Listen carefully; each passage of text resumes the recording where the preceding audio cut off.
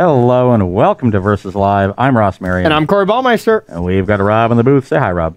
Hi, Rob. Rob will be taking all of your questions, comments, concerns, and burns in the chat. Make sure to tag at Star City Games so he can see them and send his favorites over to us. We are a week away from SCG CON featuring the Invitational, and that means we've got to check back into some Modern. Yes. Half of the tournament going to be Modern. I guess a little under half because it's standard in the top 8. I don't know how it works. I do not know the structure of the tournament. I don't know when I have to hand in deck lists. It's all coming up so quick that I'm like, oh, I have to figure out, the actual structure of this event and stuff. So I was hoping you would be able to tell me that. It's half standard, half Modern, and I believe standard as the top 8. Okay. So slightly less. We gotta have deck lists in early, I'm guessing. I assume that there will be online submissions, but you can also submit them on site. All right, perfect. What you should have done was told them that it's Legacy Vintage and just to show up with Yeah, well, those were the decks I ordered. Yeah, actually, Topper and Canadian Highlander. Okay.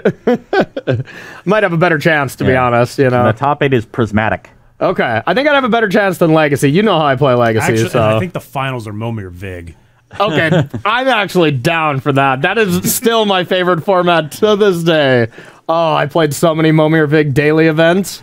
It was just so fun. So random, but, if you're good at combat, you can be 51% favored against the random thing. And then, or if you're just good at hitting Dark Confidant on 2. Yeah, that's a plus. And if you're good at dodging Phage on 7, that was always a skill. Yeah. If I was really far ahead from like turns 5 and 6, I would just skip 7. Yeah, just 2 6s. Yeah. Oh yeah. And then 8, you can get that 8 mana 1/1, and you're like, oh come on. Scornful Egotist. Yeah. I was like, come on, why is this card printed? Did you have that one, Rob? Did you have that one queued up, Rob? I did not, but I know the card very well from playing Momir Vig. Everyone does. And what was it? The one where you bounce 2 as an 8-drop? Hoverguard Sweepers. Yeah, Hoverguard Sweeper was like the blade because it's all tokens. Yeah. Scornful.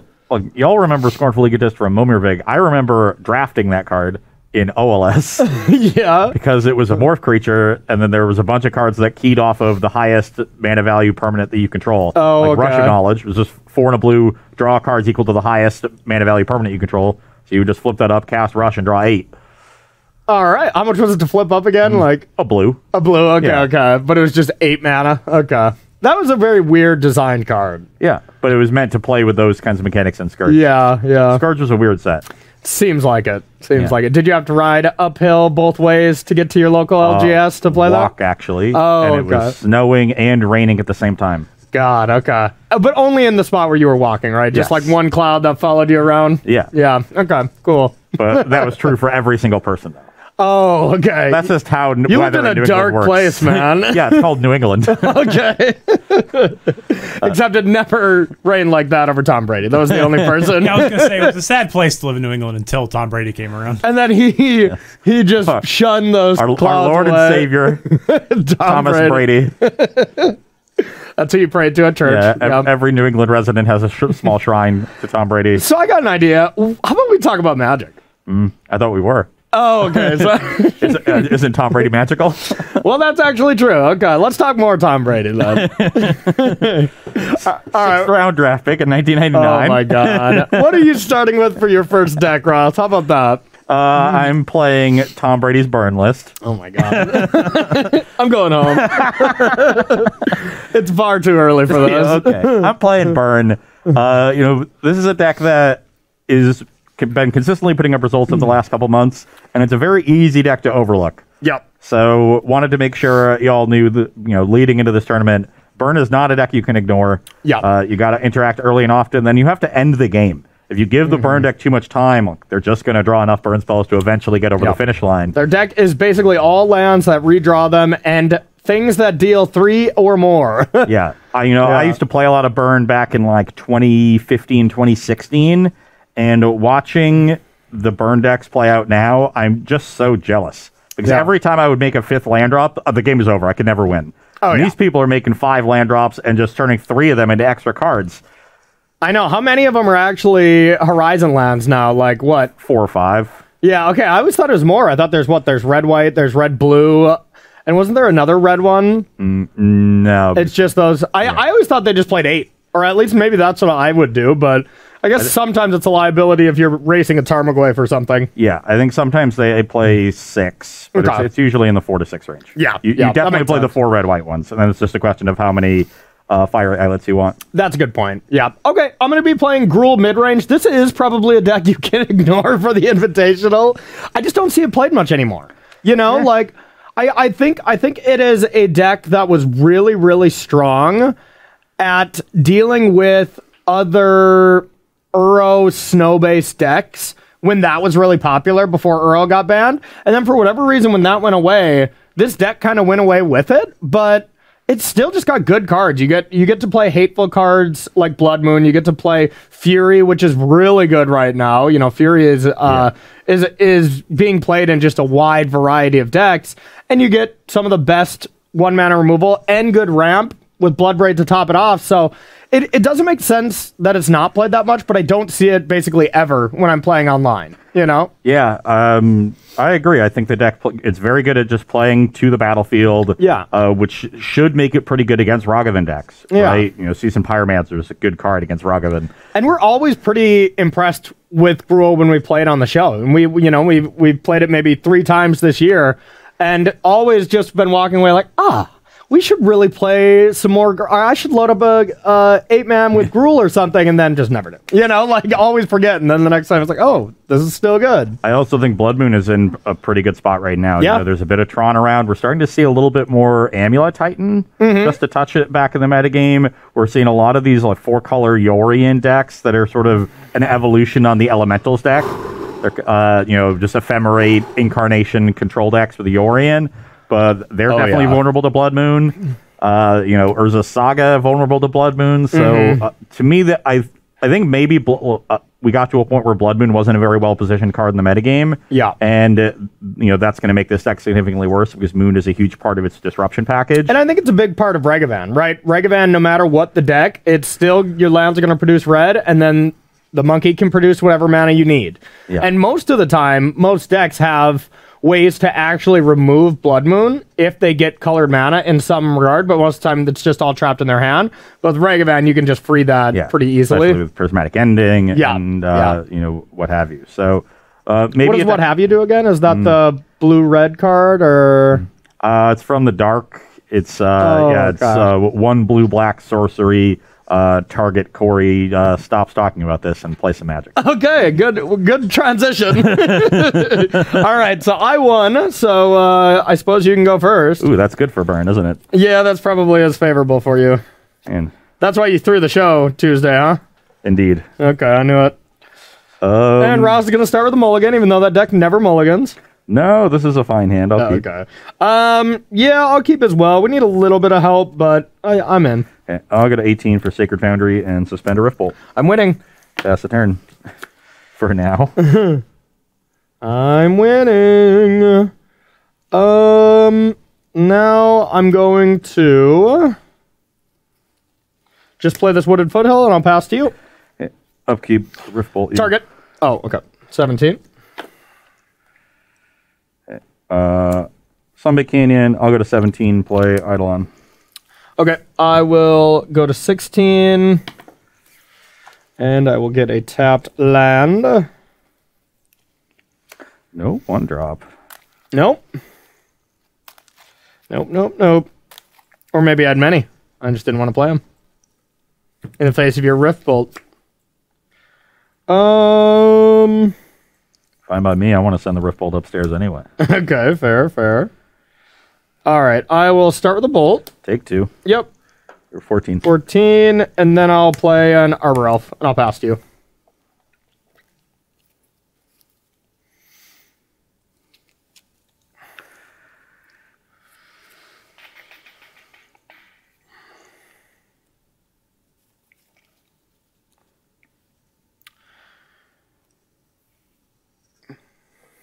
No play, say go? Nothing to do on my turn as well? No, I don't think that's going to be how this plays out. Okay. I'm just going to play another Eidolon, take 1 from the canyon. Okay. I will go to 16, I'll pass the turn. All right. Set to do all math there. Well, math-roo. Well, this is kind of cute. I'm going to start by playing Fury, and I'll kill this. I'll take 0. All right, I'm going to play this here and go with, I guess it really doesn't matter. Let's go with red. I'll untap this. Yep. Got a Seasoned Pyromancer. It's pretty awkward. Yeah, whatever. Wah, wah, wah.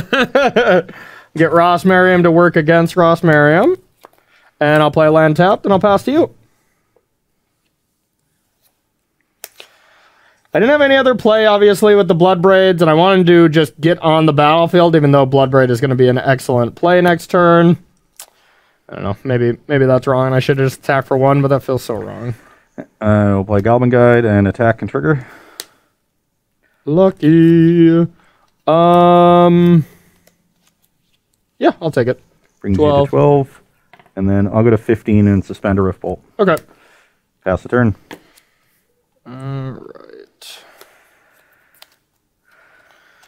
Alright, I'm going to untap this for 5 Fury, kill this. Play Wooded Foothills and crash in for 4.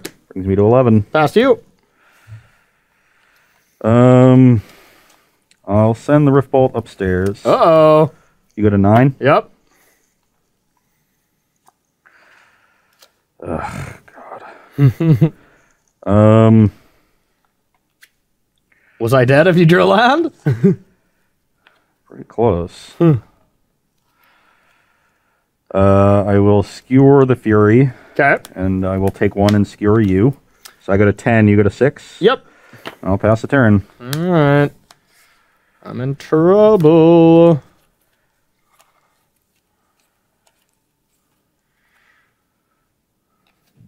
Alright, I'll attack.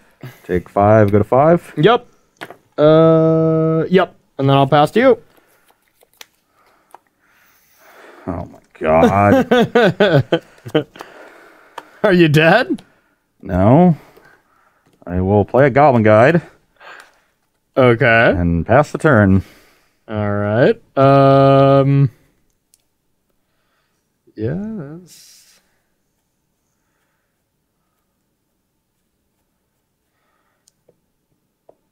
Alright, end step, I'll bolt you.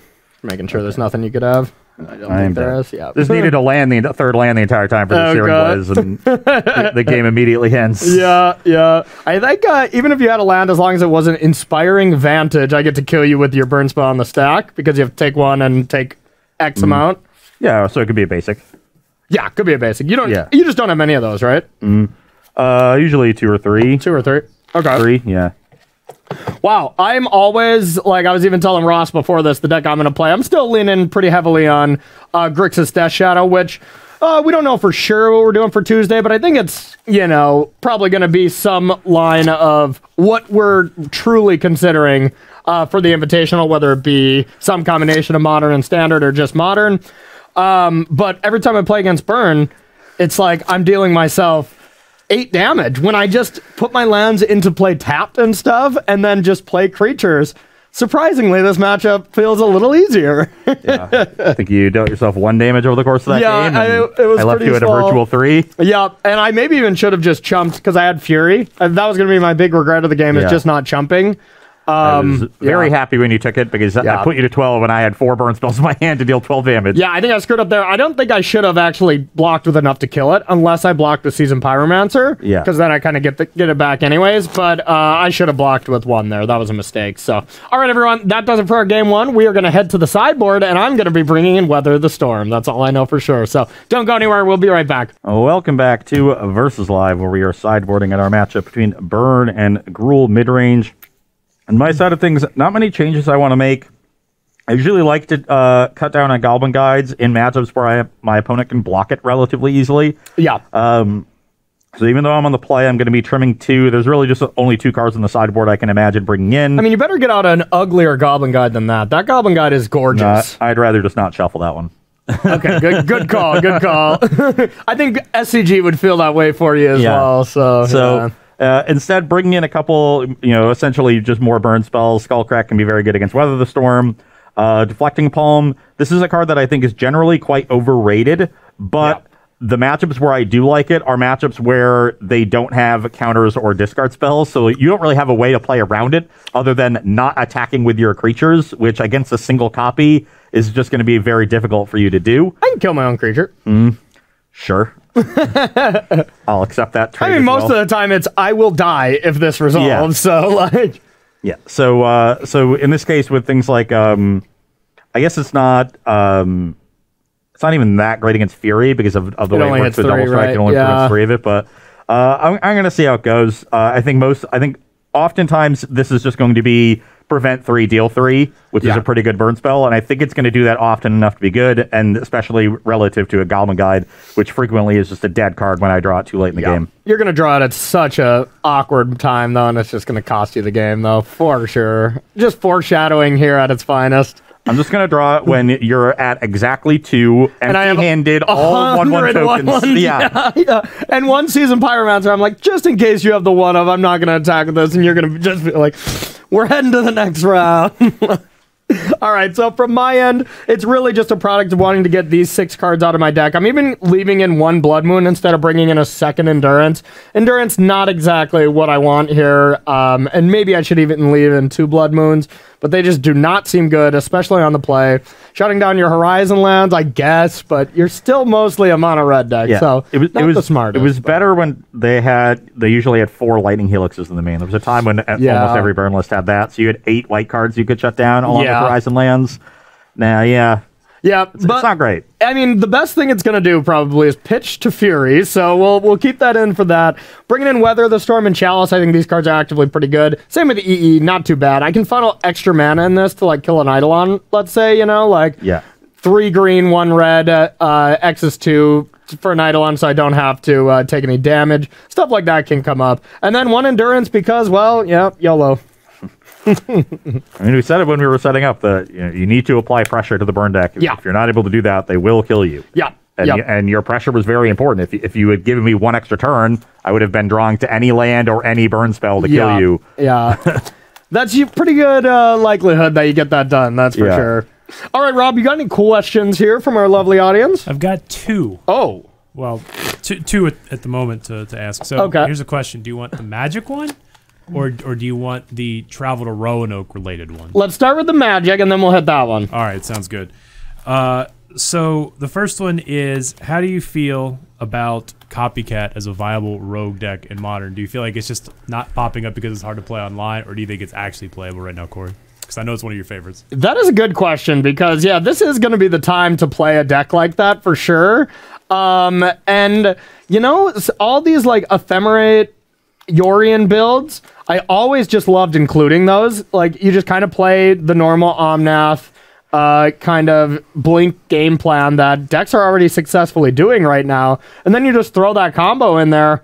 God, I am not playing it, and it's not on my radar, but it really could be good. I don't know. What do you think? Yeah. No, I think you could find room for it in the 4-color Yorion decks. Yeah. And you don't even necessarily have to play 4 of each combo piece. I think you can get away with, 3 Saheeli, 4 Felidar Guardian. Yep. Because Guardian is still really good. I mean, it's still...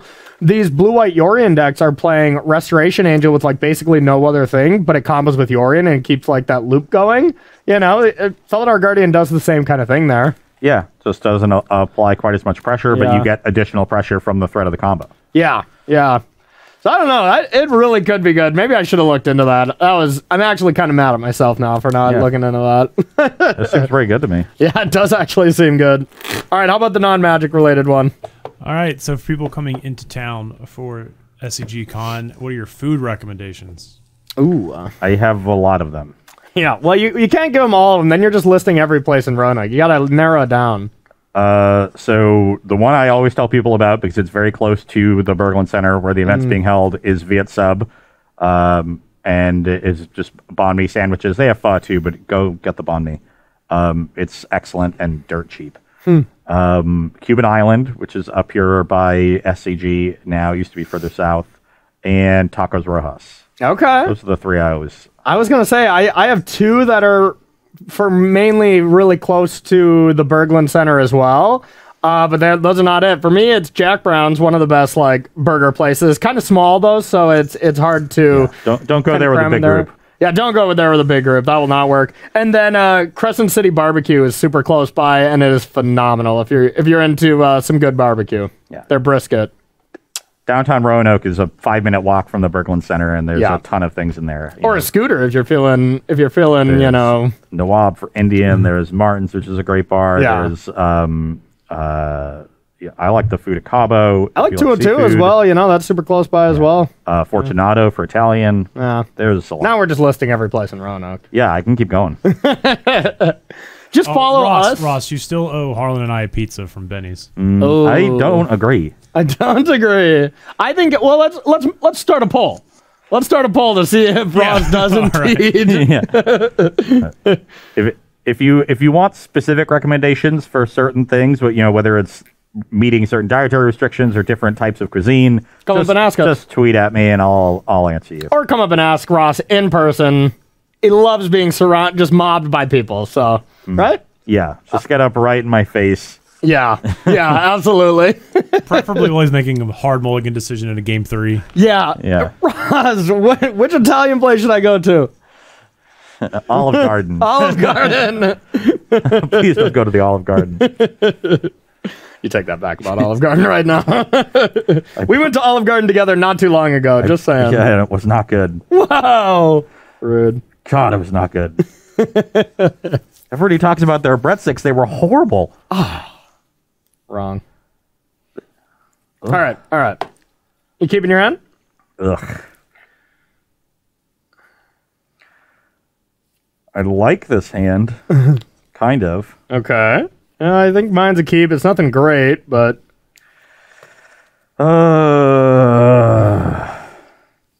Rabble. Yeah, I'll keep. This deck does not mulligan very well. It really doesn't. All right, I'll keep as well.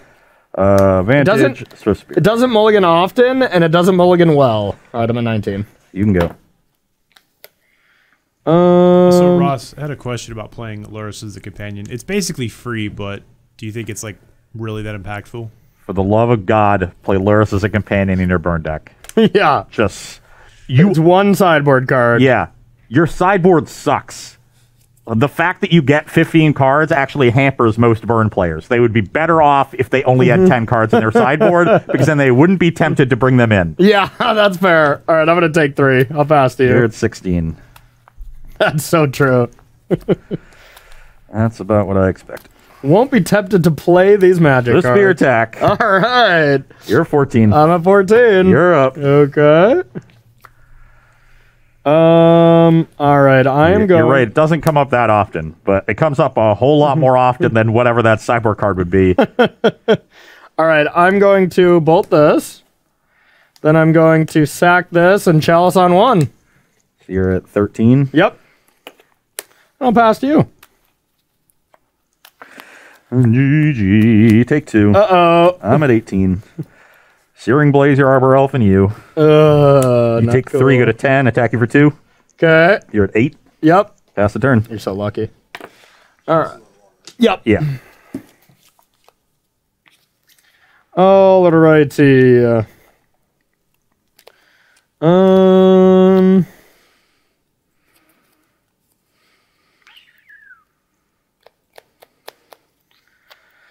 Let's go with... I'm going to play a land, and I'll pass to you.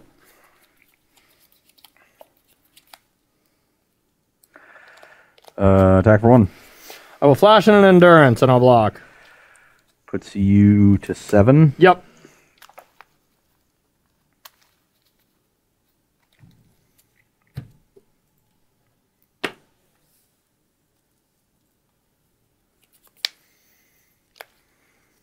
And your graveyard is exiled. Or it's at the bottom. I need you to basically draw 1-drops from here on out, and I'm still probably in trouble. Yeah, Swiss Fear dead. Okay. Pass turn. All right. I have a Season Pyromancer? Sure. Discard first, right? Okay. I'm gonna discard 2 lands. I'll attack for 3. At my 15. Pass to you. End step, Skullcrack you. Yep. You're at 4. Okay. Am I dead? I would hope I'm dead.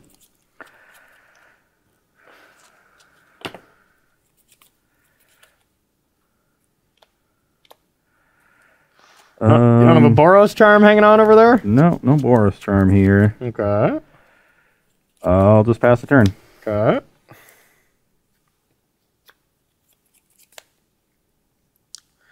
All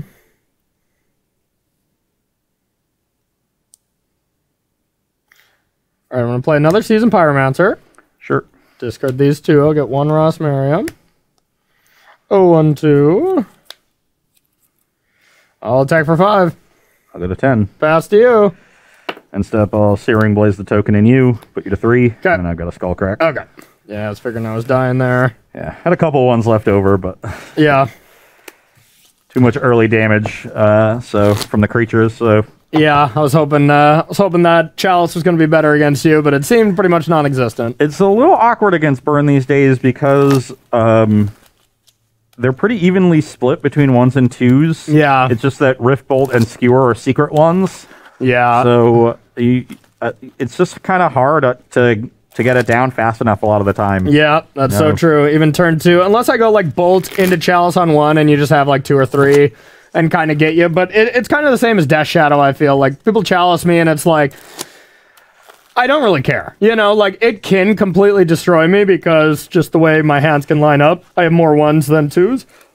But for the most part, I can just, you know, switch to Lurrus Bobbling or just bring back Crocs, do dress down Crocs stuff, you know, that kind of thing. But it, of course, can just take you down. I would almost be trying to get it down on 2, depending upon how my opponent played out the early turns, because they're usually going to play their 1-mana creatures, and then they just have more 2-mana spells than 1-mana spells usually. Yeah. Yeah. So you can try to interact early and then land it as a 4-drop. Yeah. Yeah. Something I might try, that's for sure. Okay, I will be going first Then you know time. I'm definitely going to draw the Deflecting Palm. Oh, yeah, for sure, for sure. All right, I'll go first here for our 3rd game. Might even be able to stretch this one. These games are pretty quick. Who'd have thought? Who would have thought Burn is a quick deck, huh? Yeah, I think I can keep this. Sure you do. Sure I do. And... Ugh, has been declared. It's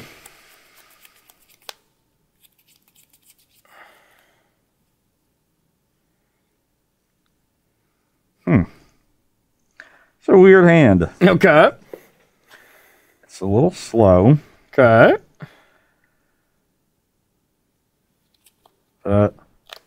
Do these Horizon lands do enough to make this a keep? Okay. Okay. That's the question for this hand. Well, you contemplate that. I'll be like, does this coffee do enough to keep me energized? I think I'm It does, yes. very slightly leaning towards this should probably be a mulligan, but I really want to see how this hand plays out, so I'm going to keep it. Okay. I got an Arbor Elf. Past you. I have a Scalding Tarn. Okay. Pass to you. I have a...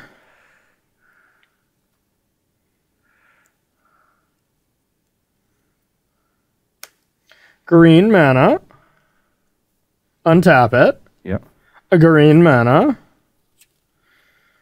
And... I'll get a basic mountain. I'll play Clothis. It's probably bad for you. I'll pass to you.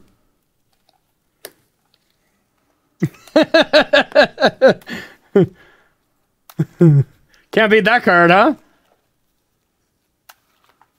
Checked sideboard, checks notes. No, I cannot, Corey. Pass the turn. Remember that one? Okay. The game has changed.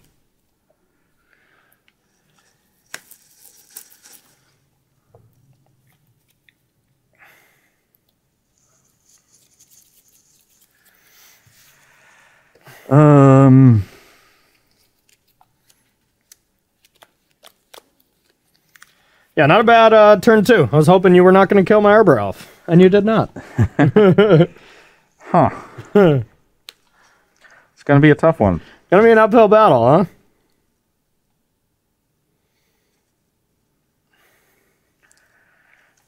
I will pass the turn. Pass the turn. Beginning your pre-combat main. So I will exile this. Add...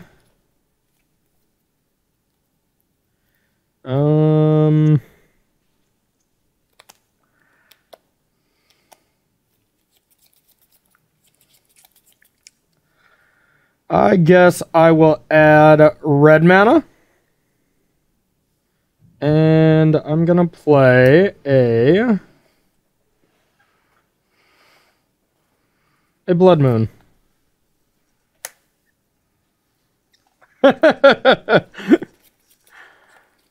Hateful 3 mana enchantments. Here we come. I'll go to 19. Oh, actually, I guess I don't have to. It can just be a mountain now. I'll just float a white. That's Okay. what I need to do. Okay. I'll float a white in response. I'll let the Blood Moon resolve. Okay. And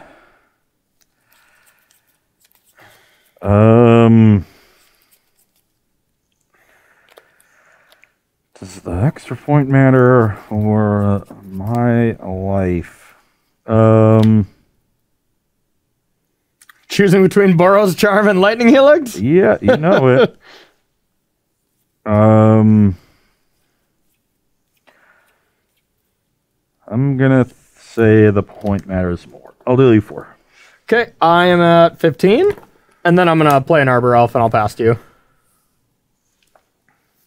I was stuck on land, so I really needed that Arbor Elf to survive turn 1. Play Sacred Foundry. Okay. Searing Blaze and Arbor Elf and you. Okay. You take 3, go to 12. 12, yep. Skewer the other Arbor Elf. Okay. Pass the turn. All right. I will draw and take your Skewer, I guess. 18 to 14. I had you, oh, you never did take it that damage, Correct. did you? Okay, so 18, 14, yep. Okay, let's go with a dashed Ragavan at ya. Okay, so take 2, you go to 16, and I'll just play a Arbor Elf and pass to you.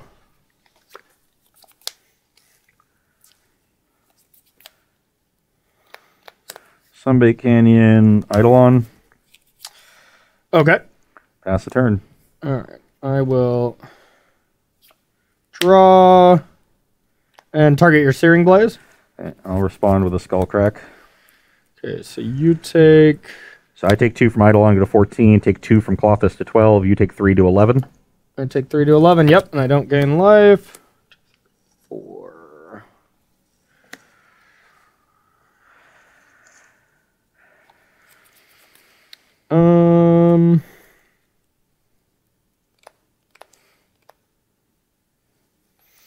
All right, I'm gonna bolt this. You take 2 to 9. Yep. And then I will put this on this, name red, untap, dash Ragavan.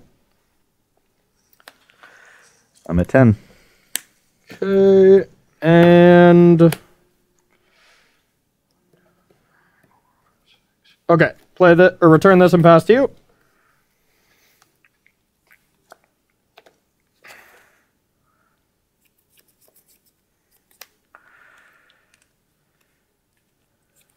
Play Sunbait Canyon and Searing Blaze, Arbor Elf and you. Okay. You go to 6. Yep. Pass the turn. I'll draw and take your Searing Blaze. 8s. Yep. Okay.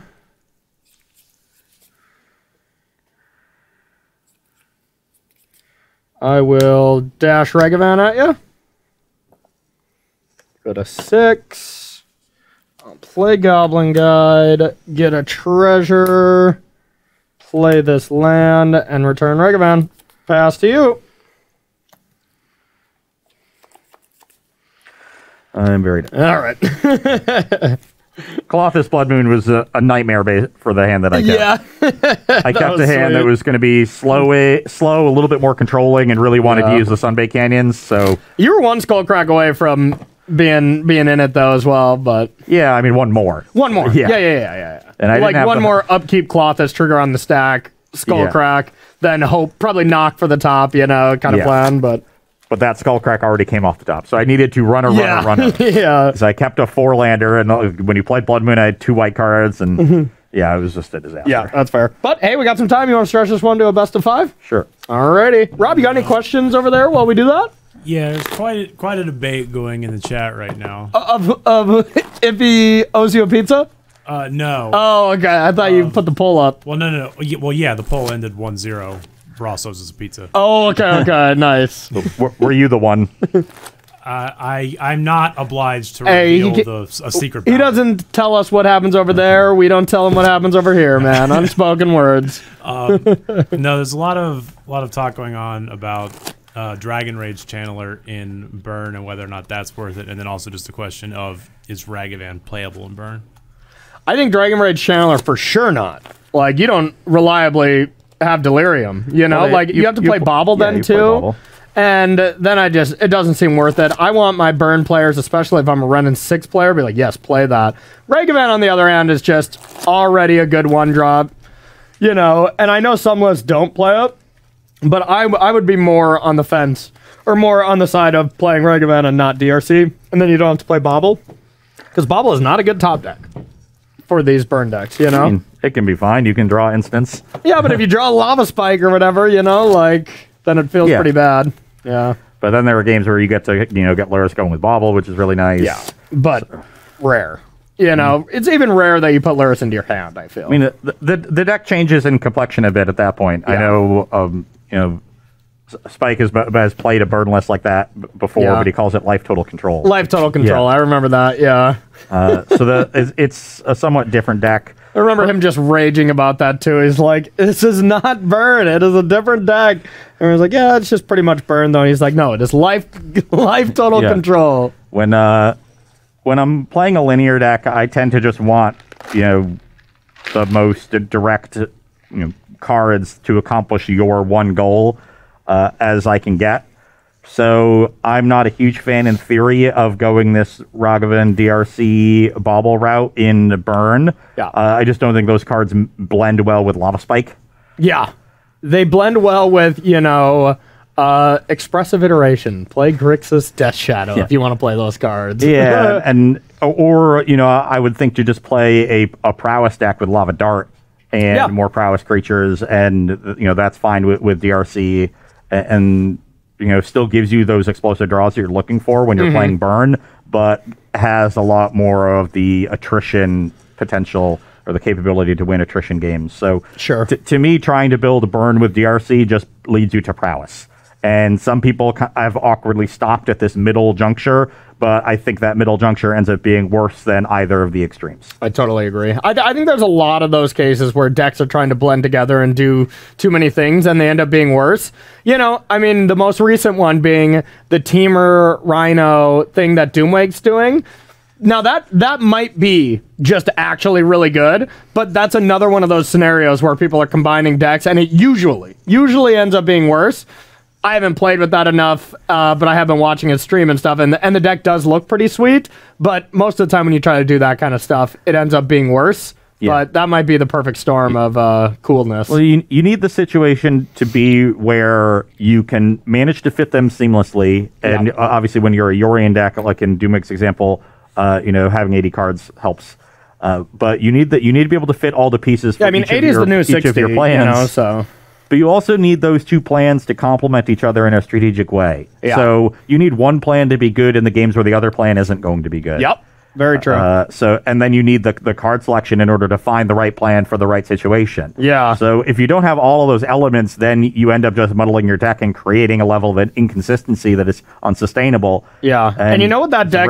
rare to get those things to all come together. And that brings up a really good thing I was thinking about with that deck is like, how does that deck beat like Teferi and Supreme Verdict? Both paths are leading you down a road where both of those things are excellent against you, you know? So I'd be very afraid of Control if I was bringing that deck. But, you know, once again, I haven't truly played it.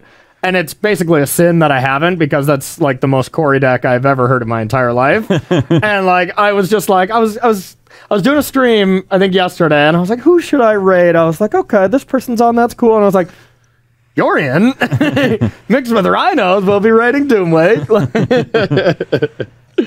Yeah. He's been having a lot of success with that build. I think last I knew he was 29-6. Yep. It's like an 80% win rate. Out.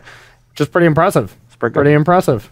I mean, I went 8-2 with my Death Shadow list yesterday, but you know, that was only 10 matches. No, I'm gonna have to try that deck though. It seems sweet, but I just cannot buy another Yorion deck or another deck in general before this tournament. I'm gonna try this hand, even though it's not very good. I have the Colossus, but I don't have lands to go with it. I'll mulligan. All right, Rob, you got a question at all for us? I do. What do you got? Ross, we had a question about your article from this week, where they were wondering why you're playing Cathartic over Thrilling Discovery, considering you have white for Mending. In my dredge list, I am doing that because the life gain off of Thrilling Discovery is not particularly relevant. There are going to be games where you happen to not draw white mana or don't want to fetch for white mana, and you can still cast Cathartic where you wouldn't be able to cast Discovery. And if you're playing against counter spells, I actually, oddly enough, prefer playing Cathartic that forces you to discard as part of the cost rather than Resolution, because it is beneficial for you to get that even if their opponent counters your enabler. So it's a good reason. For good reasons. I'm gonna keep, and this hand is awful. It may be worse than the other, but I don't want to go to 5, and I guess I'll put this card on the bottom. Let's try it. I will lead on Vantage and Lava Spike you. Okay. Also, Todd would like to make the announcement that he's playing 4-color Yorion Rhinos at the Oh, heck yeah. Heck yeah. No, the deck could be sweet. It really could be. I haven't personally played it, but it looked awesome. I got a Ragavan. I'll pass to you. Rhinos. Yeah, I feel like so many people had to just lock in a deck like last week because everyone had to buy cards. It's like some people ask me, hey, can I borrow a deck? I'm like, absolutely not. Nobody has anything, you know? Like. So I'm at 19. I'm going to Lava Spike you to 14. Okay. And then I'm going to skewer your Ragavan. Okay. 14 to 19, I'll pass the turn. I have a Ragavan, and I'll pass to you. My one-lander on the draw is not looking great right now. Unless you leave this Ragavan alone, of course. I think this is a good turn for you to buy Lyris. And then honestly, I think if the Ragavan goes unchecked for a turn, I still need a bit of help. So it's not looking good.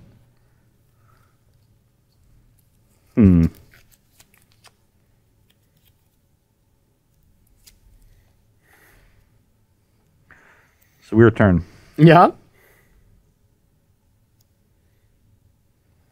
I got a weird hand, so we're even.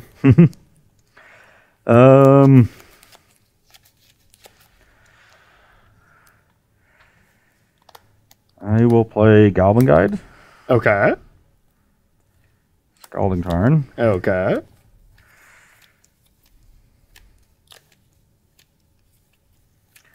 Pass. All right. I will draw.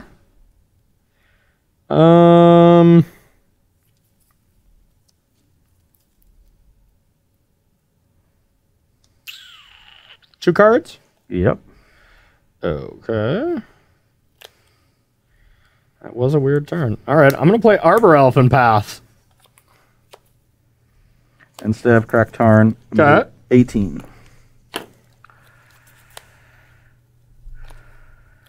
Get myself a Sacred Foundry tapped. Okay.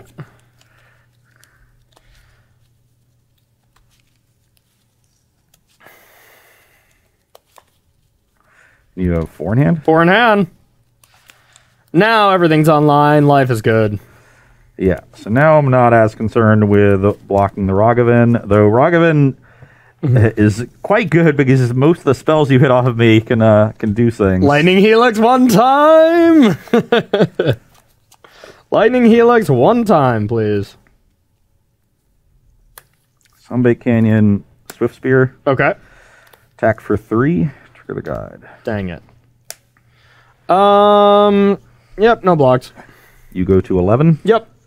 And I'm going to go to 17 and buy Luris. Okay. Pass the turn. Interesting. Okay.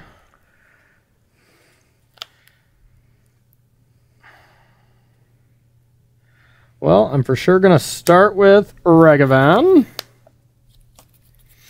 I'm at 15. Okay. Get yourself a treasure. I got a treasure.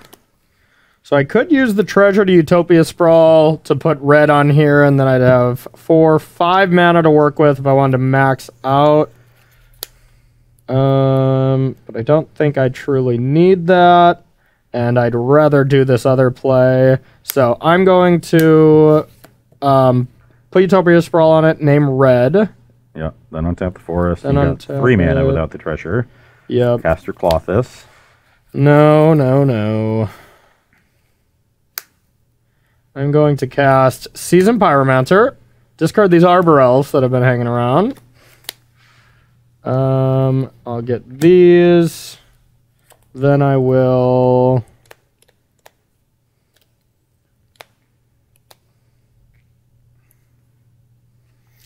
put this into play tapped and play this. Pass to you. Put some power on the board. 2 in hand now. 2 in hand, yep.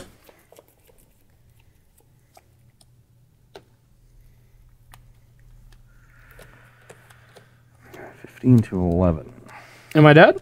Oh, wait, you only have 2 cards? Okay, I'm probably not dead. I have 3. Okay, you got 2 cards.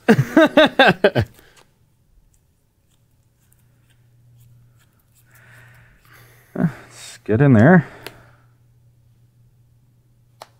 You'll have to weather the storm. Okay, so my initial gut tells me to do this. 1 burn spell can be aimed at this then, I guess, and then I would get nothing, so that should be taken back. Blocking Swift Spears is so tough. It is so tough. Which leads me to believe I should just do this, you know?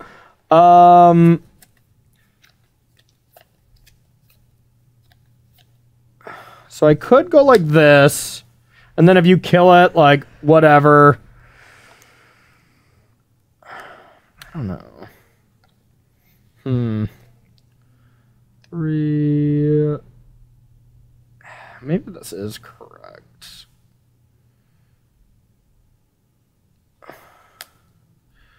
Yeah, YOLO. I'm gonna go like that.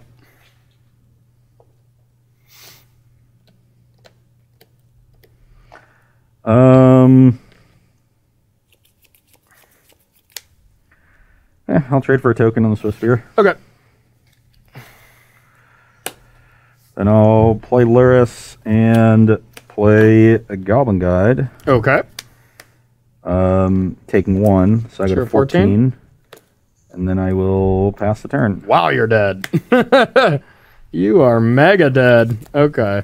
2, 3, 4, 5. Fury, 2/2. Attacks.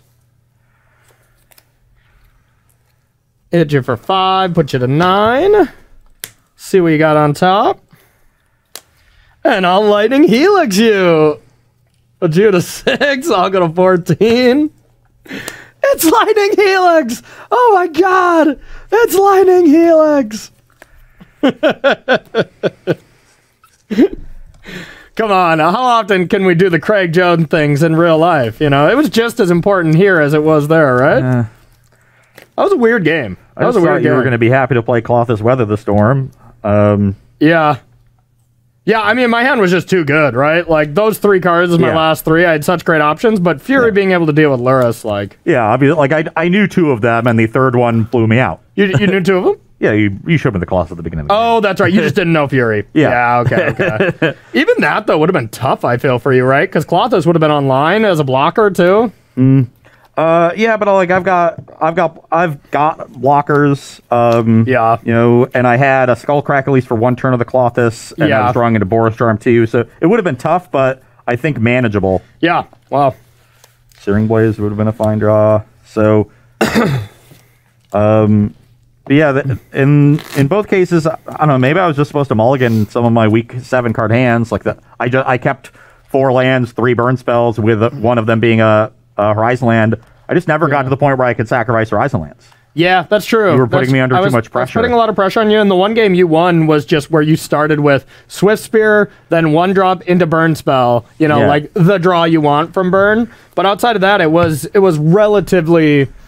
I don't easier to manage. Once again, I always just play Death Shadow when I'm playing Modern these days, so way easier to manage when I'm not dealing myself a ton of damage. So yeah. So in my case, I think I just needed to mulligan a little bit more aggressively, and I was overvaluing the Horizon lands in the context of this matchup. Yeah.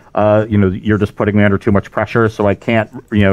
It's not that they're not, but they can't potentially turn into a card. It's you just don't generally have the time to do it.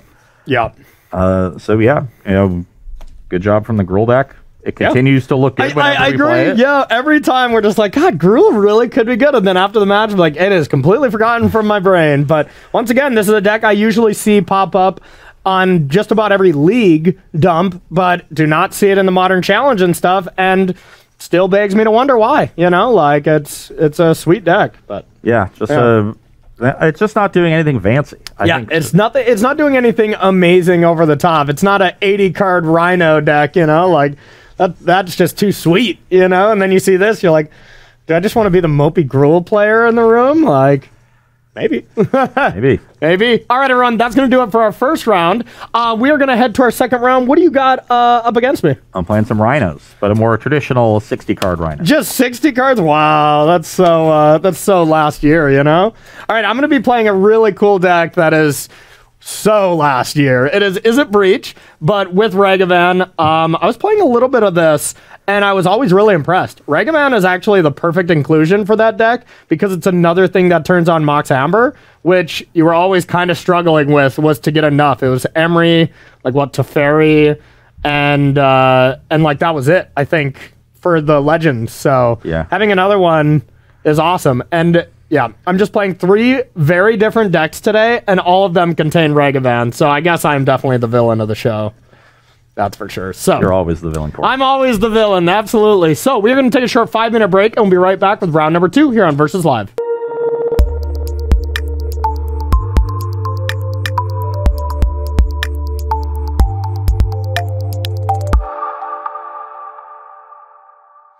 All right, everybody, welcome back to Versus Live. My name is Corey Baumeister. I'm Ross Merriam. And we got Rob in the booth. Say what's up, Rob. What's up, Rob? Rob will be taking all your questions, comments, concerns, and burns. Make sure to tag at Star City Games, and he will get his favorite one sent over to us. Today, we're playing a little Modern action. Some decks that we might be considering, some decks that just look good that we wanted to remind you about that you might be seeing next weekend here for the SCG Invitational. And we had a fun one so far. Burn. Probably not the matchup they want to play against, that deck wants to play against, but I was able to get it done in the first one. Now I'm going to move on to another Ragavan deck, but probably could not be any further away from Gruul. And this is it Underworld Breach list, Grinding Station Underworld Breach. I think this was actually the last tournament deck I played. It seems like a lifetime ago. Nationals or regionals. Yeah. But it's gotten a lot of upgrades now. Urza Saga, DRC, Ragavan, and no, I guess that's it. But that is enough of an upgrade. Those are 3 pretty good cards. Those are 3 very good cards that all synergize quite well with the deck. Ragavan being the one that synergizes the least because it doesn't find actual combo pieces, but it works with Mox Amber and it ramps you. So I'm pretty sure I could still just win on turn 2 with Ragavan on the play. Yeah, you just attack with Ragavan, you get a second treasure, play land 2, Mox, Grinding Station, and then Breach. I guess you need 2 Moxes still. No, because you have 2 lands Oh yeah, that's right. 2 lands, treasure, and Mocked Amber. Yeah, all right. You just win on turn 2. You could already win on turn 2 with the deck. It was just a little harder, but so that's what I'm going to be playing. What about you? I'm going to be playing a little Teamer Crashcade. Okay. I think just going to be one of the more popular decks in the room next week. Yeah. Has been doing well for months now, and just one of the most established archetypes. And what about 80 card Cascade? It might be more popular. I doubt it's more popular. It might be more successful if the deck ends up being really good. Yeah, that's true. These lists have shifted a little bit. They're now all playing main deck Fury, so very good at controlling the battlefield, using Force and Negation as their main, anti-spell disruption, which should again be important in this matchup. Force and Negation, it seems like it's going to be great, but going to be important for me to put pressure on Corey. Rhinos do a pretty good job of that if I can find them on turn 3. But other than that, even just using like Brazen Borrowers and Hardcast Furies, just anything to get the game over with, because this Breach deck, it can go off from a very low base of resources and is very scary. So definitely the onus is on me to end the game. All right, sounds great to me. Let's do some battling. I'm guessing you want to go second? I will play first. Okay, bold. All righty. Oh, yeah, that's a sweet interaction that I didn't realize. Okay, cool. I will keep my hand. I'll keep as well. It's not amazing, but... Play a tapped Steam Vents. Okay. I will play a... I'll play a Canal and Ragavan. Pass to you. I will play an Island and pass the turn. Okay. I will attack. I will fire Ragavan for 1, you for 1. Wow, you're fired. You're fired. Generally want to wait until combat to do this in case they have another Ragavan. Yep, that makes sense. So they can't dash it, so you're at 19. 19, and yeah, I'm probably dead. I'm going to play a DRC, and I'll play a land, and I'll pass to you. Play a Misty, crack it. I'm going to go to 17. Okay. And get a Breeding Pool. Okay. And then I will cast a Shardless Agent. What are you going to hit? I don't know. It's different every time. Yep. That's the fun of Cascade, Corey. You never know what you're going to get. That's true. It's like a box of chocolates. How fun would it be if there was actually like some mystery, like just it was correct to build with like one of 2 options, Some perfect world where there were 2 cards that were equally good. All right. So I'm going to go to 19. People are just going to be so upset. Be like, God, I have to do this myself. It usually just pops up online. There we go. I hate crashing footfalls. All right. The mystery's over. Lucky. Here's some rhinos for you. It's what I wanted to, so that's good. All right. End step, I'm going to bolt the Shardless Agent, and I'm going to surveil. Okay, that gives me Delirium, so that's not bad. I don't think I want that. Yeah. But you killing my Shardless Agent also gave me Delirium. So. Oh, dang it. Who's the real winner? Still me. Okay, so now I'm wondering if I want to do any of my stuff upkeep or just play this. Probably just want to play this and hope for the best. So I'm going to draw. Okay, I can start with that. Bobble, trigger. That, unfortunately, doesn't help me. Expressive Iteration, trigger. I do not want that. 1, 2, 3. Okay. Here. Probably want this card in my hand and this one on bottom. I will play this. I will Unholy Heat. Surveil. Probably don't need a land either. Attack for 3. I'm at 14. And I'll bobble you. And pass to you. Draw. Attack for 4. Okay. You're at 14 and I'm at 15, right? Yes. Okay. Play the Foothills you know about. Okay. And I'll pass the turn. All right. Untap.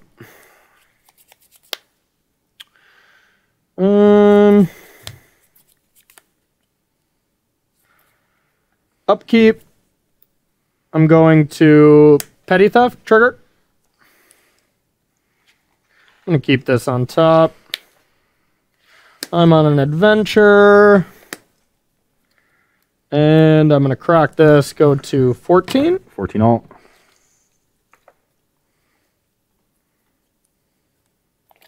I'm going to play this.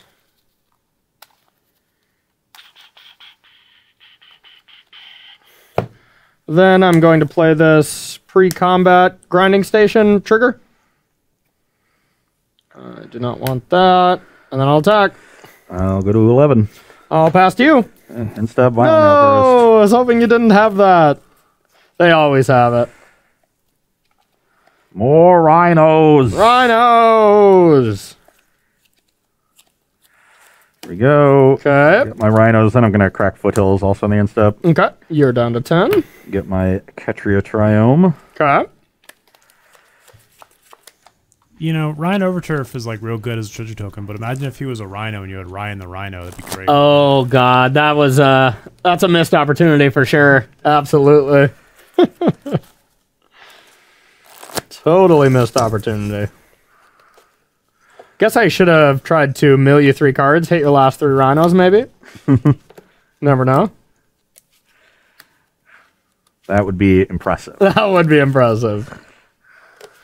So 8, 16. So this is a 2-turn clock for me, which is scary. I'm at 10, you're at 14. Yep. Okay, attack for 8. All right. You're at 6, pass the turn. I feel like I'm dead.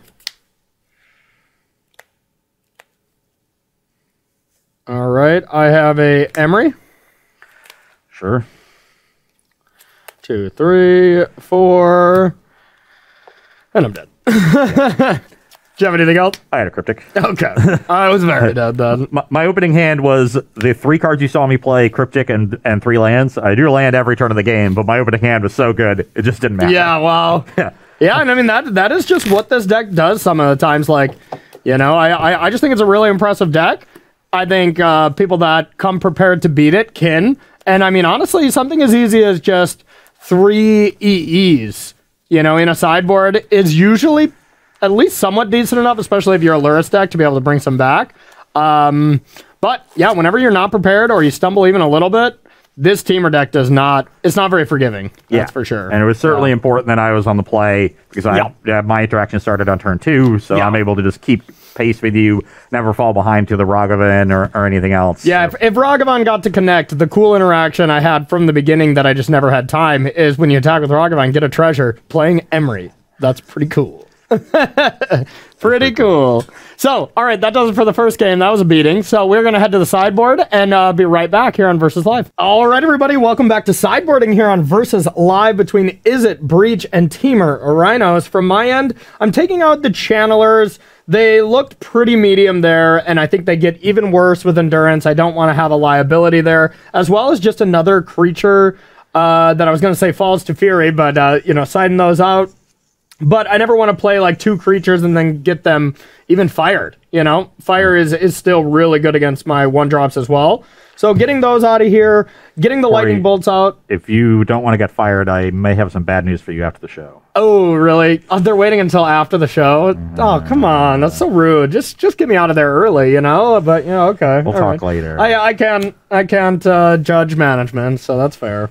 Then I'm going to take out 2 lightning bolts because they really do not kill anything. Lightning bolt, surprisingly, is not that good in the metagame right now. Like, right now, I think it's just correct to play Unholy Heat as long as you can reasonably get Delirium. Which means as long as you have Bauble in your deck. As long as you have Bauble in your deck, yeah, and it's just not a time for Lightning Bolt. Then taking out the 1 Shadow Spear and the 1 Brazen Borrower, bringing in some counter spells that are really effective against you, 2 more Unholy Heats to be able to deal with at least, you know, half of a Crashing Footfall.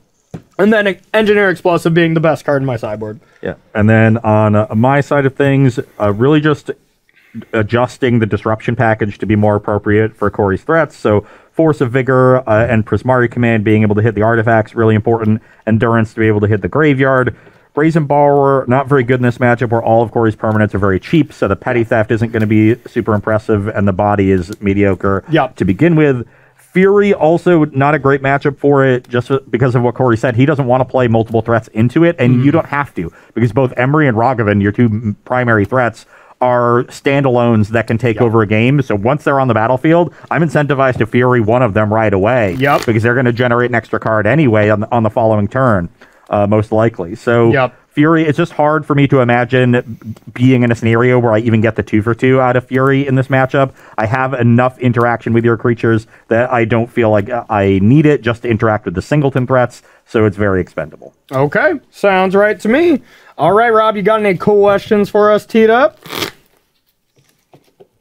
Somebody wants to see Belcher again. Belcher? Yeah. I mean, it won the challenge. Did you see that? Yeah, like that deck could be real. That deck could be real. Winning the challenge. And I mean, honestly, it was doing some cool stuff. I'm not going to lie. But, yeah, you think we'll see it next weekend? Maybe. Like in more than 3% or something? Maybe. Are you playing Belcher? Maybe. Wow, I'm over here just saying what I'm going to play every day for the last like month and a half, and Ross is just like, oh, I'm not spewing this equity. I wrote an entire article this week about the decks I'm considering playing for next week. Belcher was one of them. Yeah. Ross is still just debating if he's going to get cards. Yeah. So that was actually another question somebody had asked. Like, so what do you expect to be most present in the room? Not just from a what should be, this is the modern meta perspective, but from a what people are actually going to be able to bring. Yeah, so this has been a big thing that I've been talking about a lot, you know, amongst me, amongst Ely, amongst our teammates and stuff like that. This is not your normal tournament to metagame for. Normally, you look at it online. You look, okay, there's going to be a lot of 4-color Yorion piles. There's going to be some control. There's going to be some burn, you know, maybe some Belcher, all the stuff we're seeing in the challenges, right? Like most of the time you can paint a pretty good picture here, but with card availability and how everything with how the pandemic has completely changed the landscape of Magic and life, with how different that is, it's a whole new element. So I'm actually expecting, I don't think Burn or Tron are overall that good of decks. Like, I don't think either one of them are just, like, maybe could be the best deck for the tournament. I'm not saying they're bad, but I'm not saying these would be the for sure decks I would pick, but I expect them in pretty decent numbers because, well, those decks haven't changed much. You don't need a bunch of Modern Horizon 2 cards to make them good, and so I think people will gravitate towards those strategies. Azorius Control being another one. You have most of those cards. So I think those three decks are going to be higher represented than they would be if everybody had access to all the cards for free and didn't have to worry about that.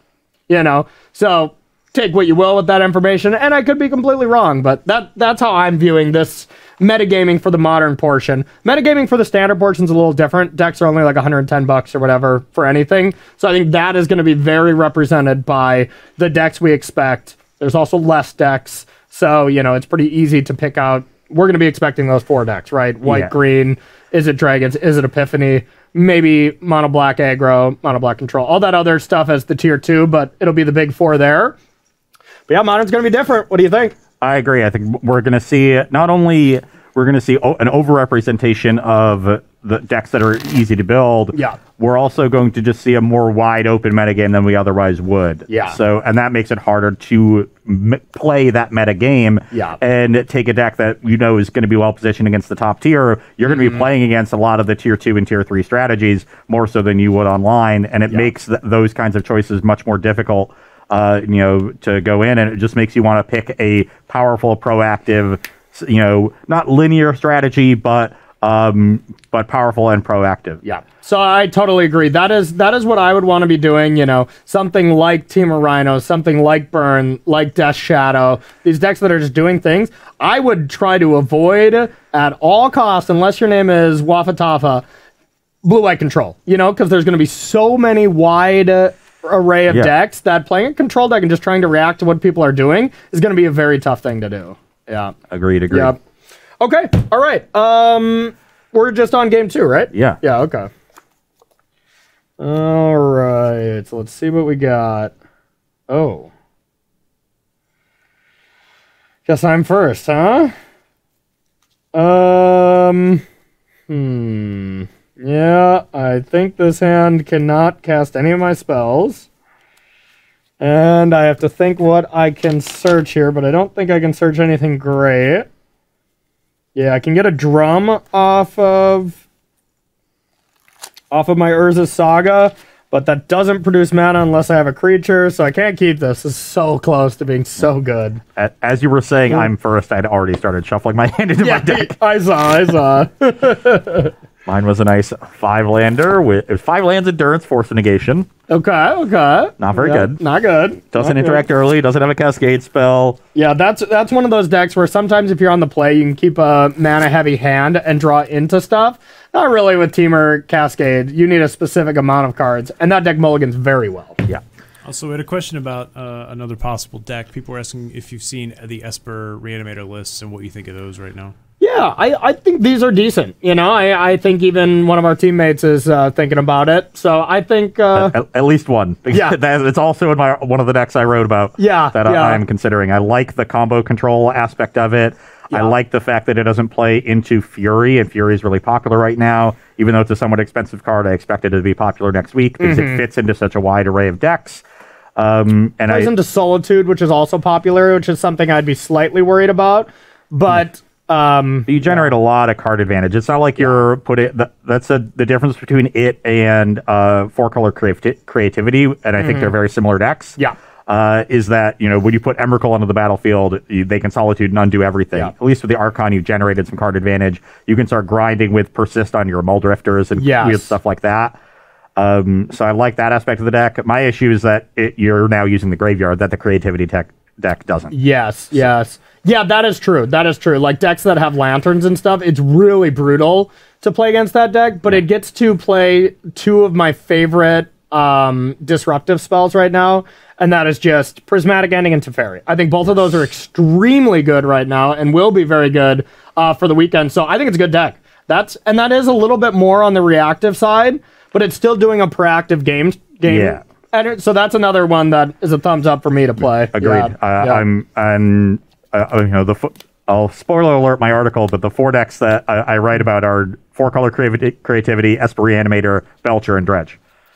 Okay. So I have 2 more linear decks and 2 less linear decks. Which side do I want to go? What are you leaning on so far? Because that's tough. That's a wide variety of decks. And, it's tough. I would probably say 4C creativity right now. Okay. Again, it plays Prismatic Ending Fairy. Yep. And you kind of trade out the wonky mana base for I'm gonna keep for the ability not to use the graveyard. Yeah. Oh my god. I'm gonna keep this, but I'm not happy about it. Okay. Let's put that one back. I am going to go to 17 and play a Steam Vents. But I really want to play Belcher. Yeah, I mean, hey, it just won a challenge. That's got to be tempting for you. I got a Bobble. Yep. I got a Mox. Yep. I got an Emery. Yep. 1, 2, 3, 4. Relative Brick. And I will pass to you. Draw. I'll play a Scalding Tarn and pass. All right, I'll bobble you. Okay.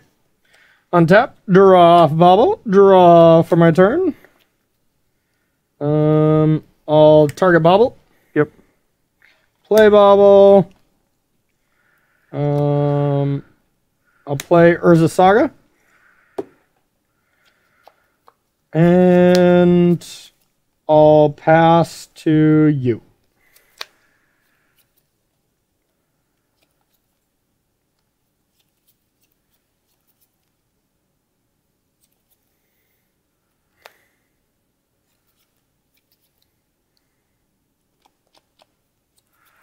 Let's have crack this fetch. Hope you didn't need rhinos. 19.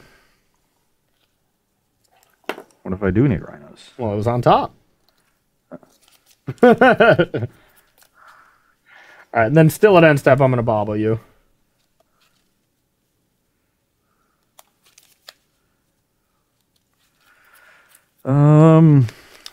Debating to use your Force of Vigor. You have 3 in hand? Yep. And I put myself liable to it now that I have 2 things that are sticking around, but Yeah, the alternative was not great. Okay. I'll draw a bubble.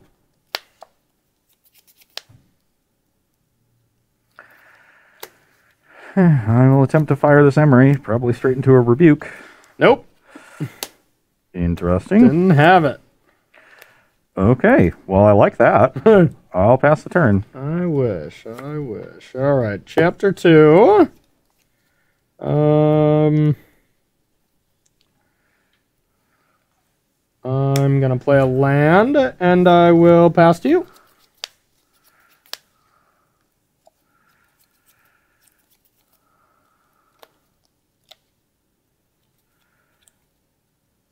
I will play a Wood of Foothills and pass back. End step, make a construct.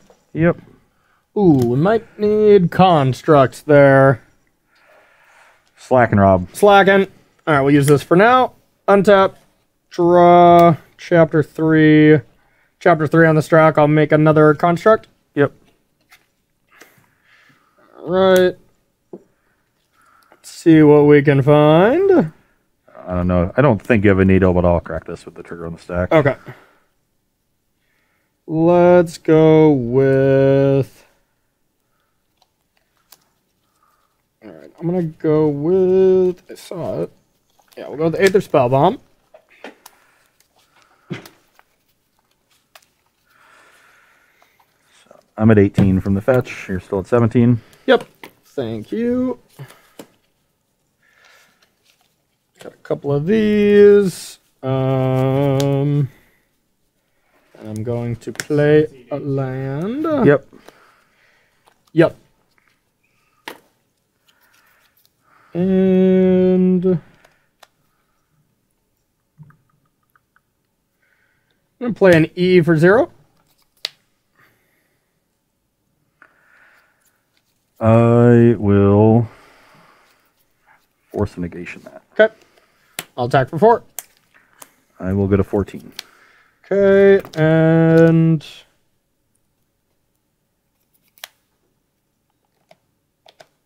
past you.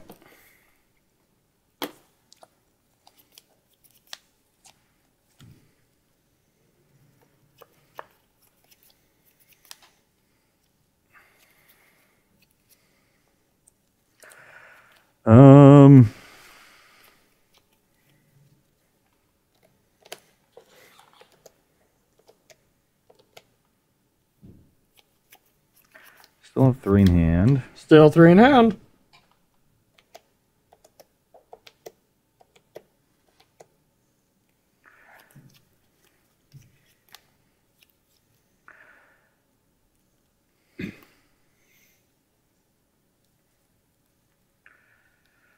Play a Misty. Okay.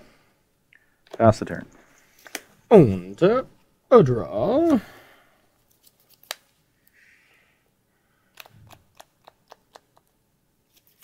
I'm going to play a Scalding Tarn and play a Grinding Station. Sure. Trigger. Don't think I want to do with any. It's a weird card with how it's worded. You get a trigger on the stack as you do it, so I could sack something and then it untaps. I don't think there's truly a need for that right now. So, yeah, I'll just attack. I'll go to 13. Get an island and attempt Force of Vigor on the constructs. It's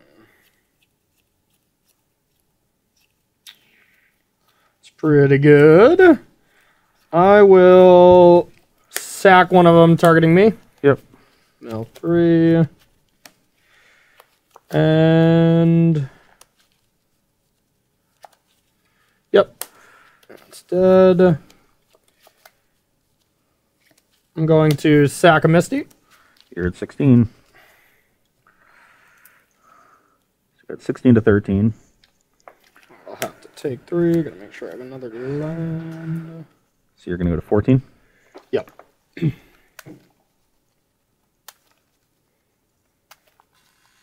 Ooh, sorry. I guess I can... I didn't see I only had one basic. I'm going to go like this and just sack for this mountain. Okay. Gain 2. So you're at 16 still. I'm at 13. Sorry about that. I thought I had an island left in the deck, but I did not. And then I'm just going to sack this. Let's draw a card. And I'll pass to you.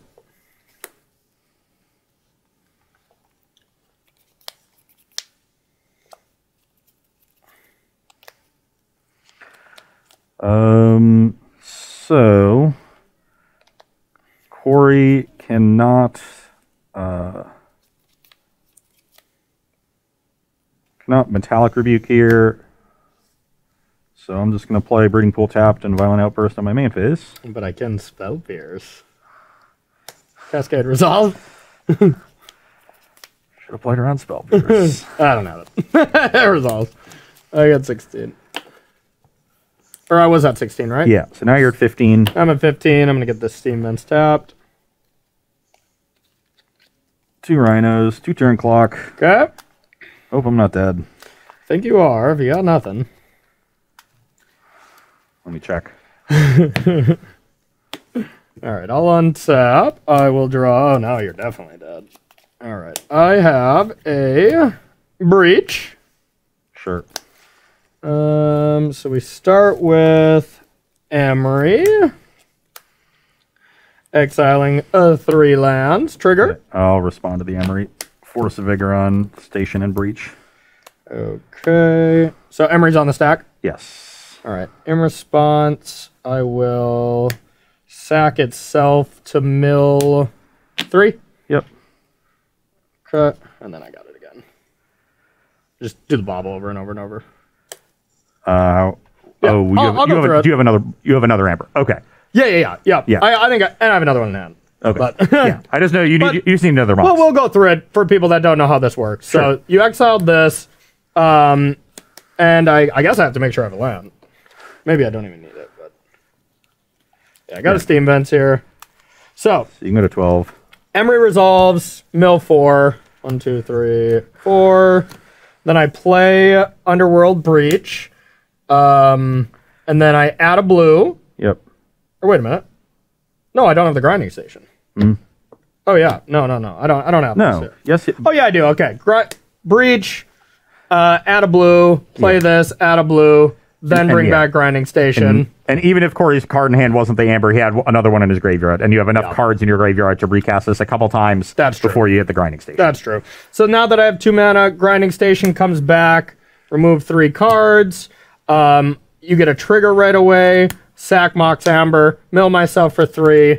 Then I choose to bring back Mox Amber. Get rid of the 3 cards. This untaps. Add a mana. Sacrifice. Mill 3.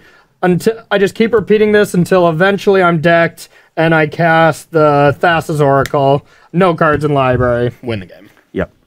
And there's literally when you have second Breach, I just couldn't do anything about it. Yeah. And well, I was like, yeah, you're probably dead. And I drew second Breach. I was like, now you're for sure dead. Yeah. All right. Well, I was going to say this deck is looking really unimpressive until I just won the game at the end, but I mean, that's kind of what it is when you have a lot of things that enable the combo. Your deck's going to look very weak until it isn't. Yeah. Yeah. Well, I drew the Force of Vigor that turn, so I thought I was in good shape. Otherwise, I was just going to suspend 1 Footfalls and cast another with the Outburst. Yeah. I hope that was good enough. When I drew the Force, I was like, okay, and now I have a Breach covered, but I did not have double Breach covered. The Force was definitely with you, because you had 3 Forces, and I still won that game, which is definitely telling. Yeah. Yeah. I think there's a big difference of being on the play and the draw, and turn 1 Emery is one of the best things you can be doing. Yeah. If not the best. So, Corey, yeah. We did have a question in chat during this game. So what do you think about this blue-red version of this deck versus one that splashes white for cards like Teferi and Idyllic Tutor? I don't know about anything but just Teferi, but I think the splash is so relatively free. I think I like Teferi in small numbers, like a 2 or a 3 of tops, just as a nice little thing you can do. You can add extra mana with it, and then by you can bouncing your own Mox Amber. Yeah, yep. And then you can just like return it to play so that if your opponent has something like Surgical, you get to play around that on your Thassa's Oracle, which is nice. because you can lose to that card, but if you just make sure you to fairy before you flip over the one of Oracle, you can get it done. Now, there's not many Surgicals being played. We were on the verge of Surgical coming back when that Arclight Phoenix started to pop up, where we were like, okay, is it good? And we just realized it's not good. So there's not many Surgicals because of that. So it's not super needed, but I do like the card. It's just a good card. And it'd be great here, you know? So, certainly. Yeah. And most people have a lot of different pitch spells that can be scary to play around. Because when they're tapped down, you don't know if they're going to have the Endurance, the Force of Vigor, the Force of Negation. Yeah, that too. Teferi really just stops all those means of interaction. Yeah. No, Endurance right there I think probably would have maybe got me. I guess I probably could have did it correctly where it wouldn't, but if I would have done that, that's another question. Yeah. Oh, Jesus.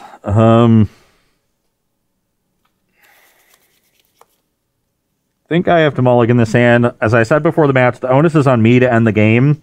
So even though I have two pretty reasonable pieces of disruption, the fact that I have no pressure means that I'm just going to get outgrinded this game unless I draw really well with this hand. So I'm going to send it back. I'm going to keep. I would mulligan this on the... I would never mind. I wouldn't mulligan this on the play. But I'd think about it a lot more. But on the draw, I think this is decent. We're one card away from this hand just being awesome. And there's a chance it's just amazing depending on what Ross has. So. All right, one question from you, Rob, if you got it. Not really a question, but Todd definitely commented that Underworld Breach, wow, who would have thought it was a broken card? Yeah, no kidding, right? I'm still surprised that it's not doing more damage in this format, you know? Like, because just with reading that card, I had to read it like 10 times the first time we saw it. I was like, this seems ridiculous. Like, there's gotta be ways to break this. It's banned in Legacy, right? Yeah. And that's the only format it got banned in? I think so. Okay. Well, it's yeah, because probably banned it got banned in Pioneer too. Oh, that's right. And Vintage. But Modern, they're just like, things are too powerful. But I mean, I've always... Vintage, you just have actual Yogswell, right? Like... Yeah, exactly. Is Underworld Breach better? Maybe. Probably not, huh? Rob's looking at me in pure disgust. I mean, like the card's good. I'm sure. I know it's played, or at least I'm pretty sure it is. But like, I don't know if I'd say it's better than Yawgmoth's. I'll put myself as a Magic boomer, but I'm not that much of a boomer. Where I don't know. I'd never truly like played with that in the day. You know, at that point it's just old timers. I've just watched a lot of people play. That's fair. That's fair. At that point, I feel like it's Zoomer, Boomer, and then just like Ross, old timers that have actually played with those kind of cards. You know. Are you... Todd says it's close, so yeah, I'll Okay. Ugh. You got a nifty one? Yeah, I'm like 20% to really hit what I want. That's just not good enough. It's just that one lander that needs to rattle off lands, and I'm on the play. Yeah, I'm going to mulligan this. Yeah, keeping one landers. A little bit of a loose goose, that's for sure. Went from a 5-lander to a 1-lander. You would do that, Corey, would you? Oh, heck no. I keep the tightest of hands, okay? I think I would have kept that hand on the draw. Okay. Yeah, 1-landers on the draw. Much better. Yeah. But even that deck, it is not that great of a 1-lander deck. You know, I mean, I kind of take that back, because you really do only need to get to 3, and if you have, like, ice, if you have a 1-lander with ice, like... That's what it was. Yeah. Okay. I'm glad you were on the play. In so many ways, because this hand really wants to be on the draw. Okay, classic game 3 mulligan to 5. Yes. I want to have a nice carefree match where I don't have to worry about the marbles. So, you know, maybe go to 4 just to keep that dream alive. This is definitely a keep. Okay. Yeah, the one thing about that deck is the pitch spells get a lot worse when you mulligan. So the deck mulligans extremely well in the side that like you just need 3 lands and 1 card to put on a ridiculous amount of power. But it mulligans very poorly when you rely on pitch spells in certain matchups. Yeah, I'm going to take the just most high-impact individual cards here. Okay. And I will lead on Wooded Foothills and pass the turn. Okay. That was an interesting draw. Okay, well, that changed my game plan a bit. Alright. I'm gonna take 3. It's a lot. It is a lot. Ross, did you go to 17 or 19? I'll show once Corey's done with his turn. I'm just trying to shortcut the shuffling. Okay. I'm gonna start with a Mox Amber. Yep. EE on 0. Yep. Emery. Yep. Trigger. Right? Yeah. Okay. Bobble. Oh. That's a bummer. And then I will pass to you. Okay. I'll go to 19, get Catch Triumph. Okay.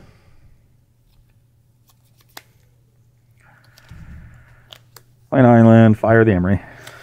I fire my Emery. Yeah, that's pretty good. I don't really have a lot for Emery, though, so it's not the biggest deal. But, of course, yeah, that still is a bit of a pain. And this is just ultimate EEs forever, which is kind of cool.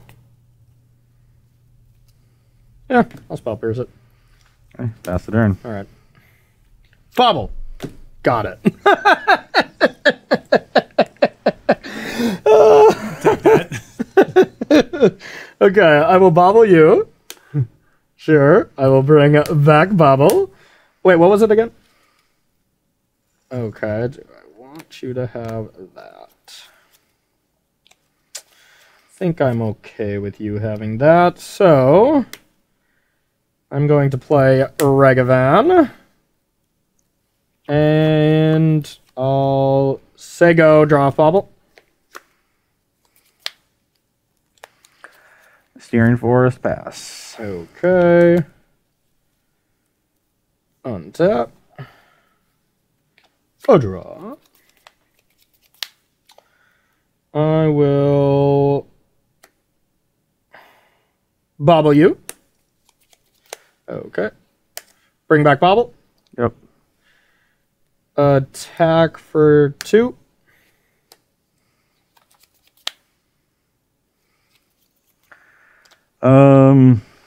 Sure. Okay, I'll get a treasure. I'm at 17.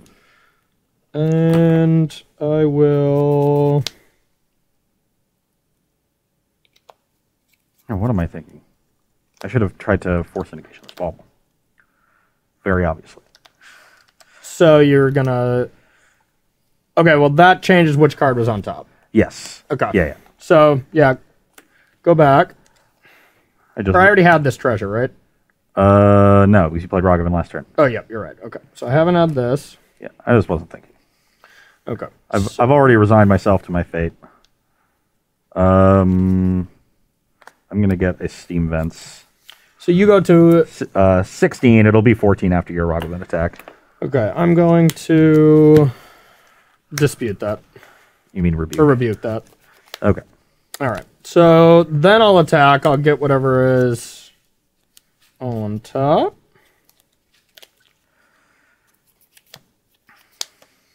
Prismari command.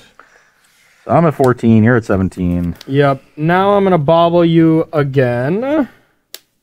Okay. That's exactly what you wanted to be drawing, I assume. And then I will say go and draw 2 cards. Was that it? I literally have drawn the 2 cards I put on the bottom. Yeah, I agree with you, though. You had to try to force the bobble, that's Yeah. for sure.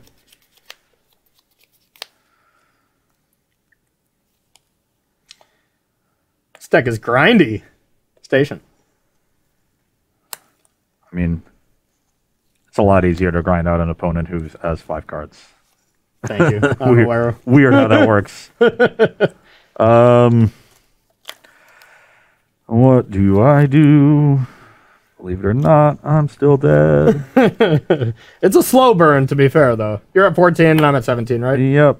I'll pass the turn. Okay. My E is very awkward, though. It is blowing up a lot of my things, which is no fun. Okay. So I have a land, and I will attack for 2. I'm at 12.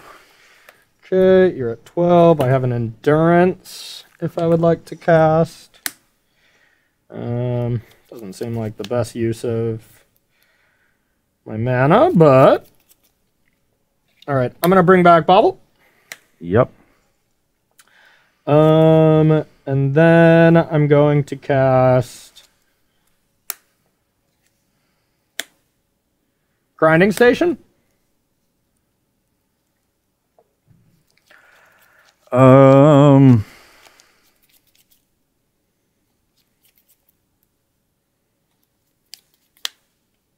And this deck can win post-combat, which is kind of cool. yeah, station's fine. Untap trigger, I'll do nothing with, and then I'll bobble you. Okay, and then pass to you.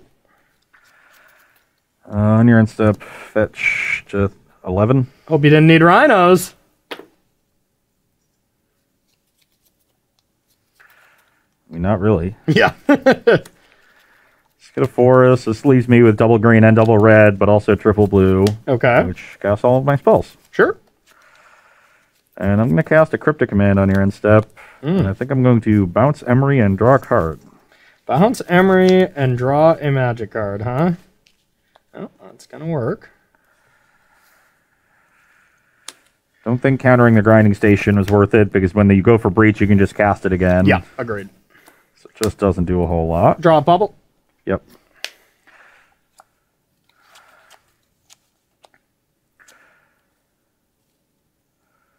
I will play a Waterlogged Grove. Okay. And... oh, pass the turn. Okay. On tap. Draw.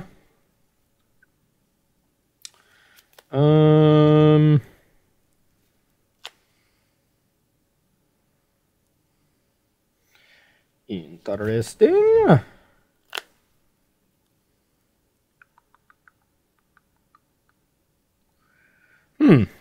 Options.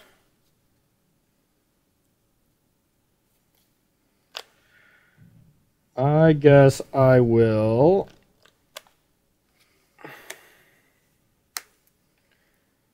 start with an Emery.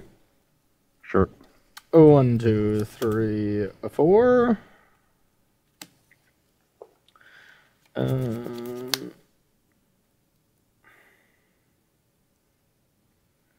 Then I will play a Breach.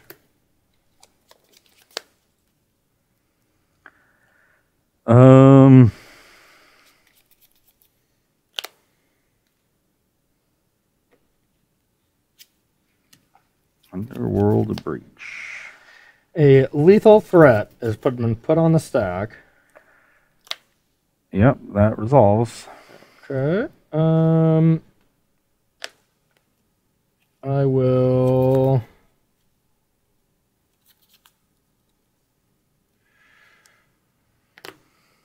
bring back a bauble.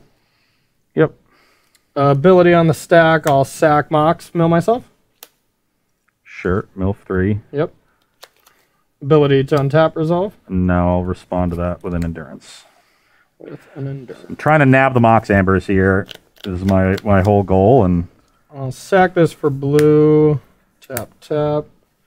oh yeah, you just get to counter. Yeah, you just get to play counter spells from a graveyard. Yeah, and if I Endurance in response to the Breach, then you just have Mox Amber Grinding Station in hand. Yeah. The fact that you get to use counter spells from the yard, it just makes everything so impossible for you from this aspect, you know? Because now I have Spell Pierce to counter if you have anything else, you know, and yeah. Yeah, this was nothing I could do. Yep. Yeah, who would have guessed that bobble off the top was pretty good? Just drawing 4 cards a turn or whatever. Yeah. And your mulligan probably had a factor. Yeah, not great. But, you know, this deck continues to somewhat surprise, but you know what? Every time I played a Breach deck, I hated my life by the end of the tournament. It's just like, whenever there's any amount of graveyard interaction, it's miserable to play. You know, Rest in Peace, Lantern, Endurance, most of this stuff can be really, really bad. You know what? Endurance probably not the most, because you actually have to exile it. Putting it at the bottom is not that big of a deal, but if you get my Thassa's Oracle and stuff like that, then I just die, and it's frustrating to be that all-in of a deck, at least for my play preference. But still a really cool deck for people that like this style. And I think Regavan is a good addition. I did not like DRC at all. I like the idea of being able to incorporate a bit of an aggro plan into the deck. The problem is that DRC, one of your main threats in that plan, is vulnerable to the same graveyard hate that your combo plan is. Yeah. So I don't want to have both of my plans get covered by the same hate cards. Then it defeats the purpose of diversification. Yeah. Nope, I totally agree with you. All right, any last thoughts before we head to the third round? You're a jerk. I'm a jerk. Okay, perfect. I like that. That's what I like to hear going into the third match, because that means Ross will not be getting these marbles. They'll be staying on my side where they belong. But we're going to take a short 5-minute break, and we'll be queuing up round number 3 here on Versus Live. Do not go anywhere or else, okay? I'm watching you, okay? Don't go anywhere.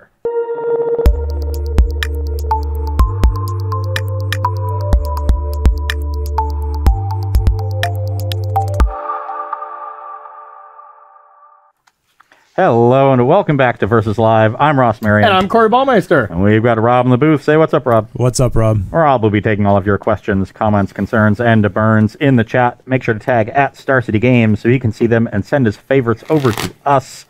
This is our final match of the day here. Just checking back in with the Modern metagame as we finish up our testing in preparation for the Invitational at SCG CON coming up next week. Next week. Can you believe it? It snuck up on me. Literally the first, I've only been to one, and the first one I went to was, I had been living here for 2 days. 2 days. I was like not going to play the Envy because I was like still just unpacking and stuff like that, but I was like, you know what, this will be fun. We were just coming back from Pro Tour Richmond, Oko Fest. And, Martin Mueller and Brad were staying with me because Brad wasn't living here yet. And, just had a blast at the tournament. And it was a really awesome weekend. So I'm getting like, schoolgirl giddy here. I just cannot wait to play again next week. Yeah. And so for the last match, I'm going to be playing a deck that kind of broke out last weekend. Did really well across the challenges. And it is a Jeskai Stoneblade deck. But it built in a much more red-centric fashion. Rather than being the traditional Stoneblade with a lot of counter spells, that's more blue-based. This is really a Boros deck. Tons of removal, Bone Crusher Giant, Fury, Lightning Helix, Prismatic Ending, and notably, all of those can be played with Chalice of the Void. So it's utilizing Chalice of the Void like the control decks do these days, but playing a lot of spot removal. Blue is really just there for Teferi. Okay. And sideboard cards, so really just lightly touching blue, but an interesting build. Definitely something that looks to be geared towards beating the other Ragavan DRC decks that are around. Just very good at efficiently answering permanents on the battlefield, generating a lot of card advantage, and winning a long game without getting bogged down by having to line up your counter spells effectively. Okay, yeah, makes sense to me. Well, all that removal is going to be pretty good against me. I'm playing 2021 Humans, I guess. It's just a Humans deck that also just plays Ragavan. It's like Humans is an old school hip-hop group, and they're like, all right, we gotta bring in someone fresh to make our band still relevant. So it's featuring Ragavan, and gonna see how the deck does. We got Adeline as well as a new inclusion of for the humans, but outside of that, it's very standard to your normal humans. But this is just kind of Jeskai. I'm not really playing freebooter, nothing like that, and Jeskai with mana creatures. Yes. So it should be an interesting list. We saw this one on the deck dump. Another list that wasn't topping out at the Modern Challenge or anything, but it looked really cool. I want to give it a shot. I imagine playing Ragavan makes the mana base a little different. It probably does. Yeah, absolutely does. Okay, so let's battle. You'll be on the play for the 7,000th consecutive game. And I have a good hand. I will keep it. Oh, my hand is great too, but I don't keep too many no-landers on the draw. Dang it, it would have been perfect. That would have been the best, huh? I think you might have just left the show. Yeah, let's go with might. Yeah. Oh god. That would have been just hilarious. Be like, I got the marbles. Nothing to lose here. All right, down to 6. Definitely not something I want to be doing against a heavy disruption deck. And I can imagine, this is a keep, but I can imagine I'm just going to get destroyed. But let's go. I will lead on a tap Steam Vents. Okay. Pass the turn. I will take 2 and play a champion. Pass to you. So you're at 18.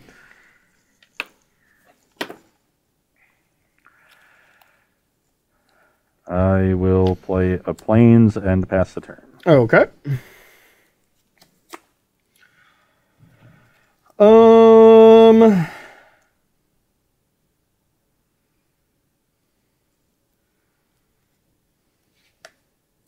Attack for 1. 19.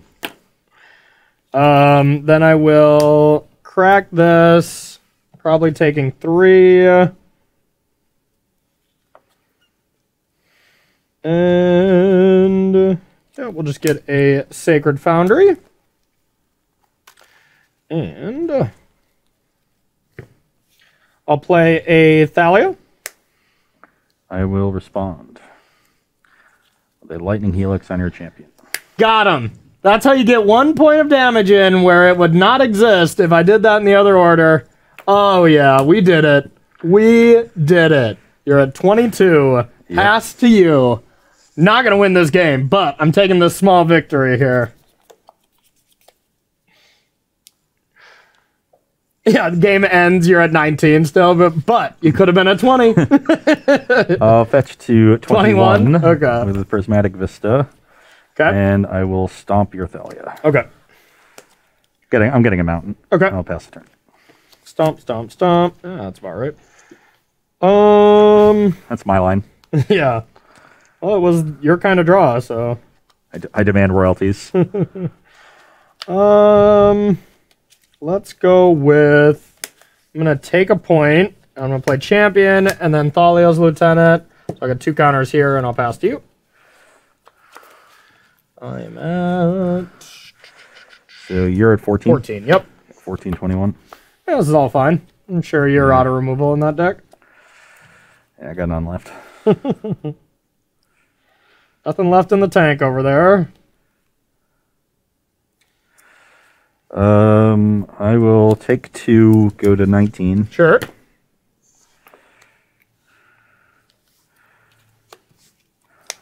I will play Seasoned Pyromancer. Okay. Discard Chalice of the Void and Prismatic Vista. Okay. Get 1 token. Draw 2. And I will Prismatic Ending the Champion. Okay. Pass the turn.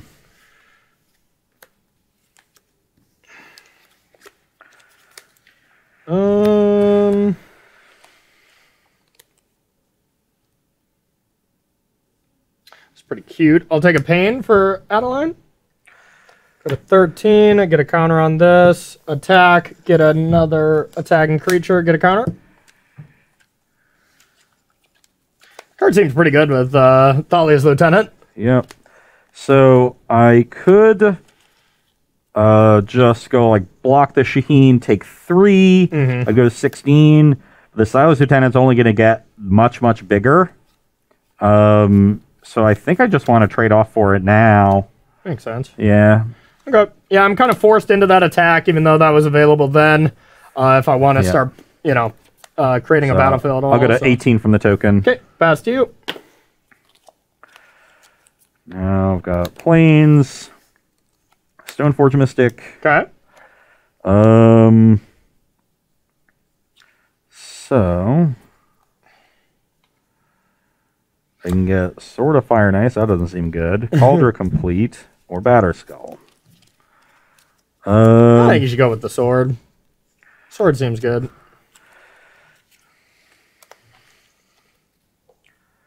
Kind of like the Batterskull. Like a bit of life gain. I've got some creatures I could even equip it to, and if Corey has like a Reflector Mage on the Stoneforge, I can just cast Batterskull next turn. So I really don't fall victim to that. Yeah, I'm gonna get Batterskull. Probably a good call. And I'm also gonna play this Bone Crusher Giant. Okay. And then I'll pass the turn. Alrighty. Draw.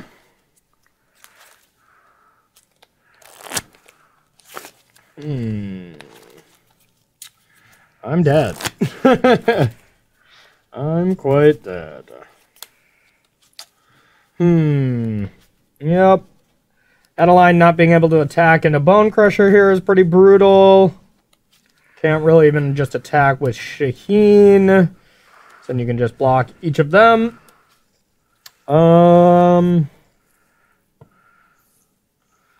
Yeah, so a tale as old as time. Stoneforge Mystic and Batterskull are going to be killing humans.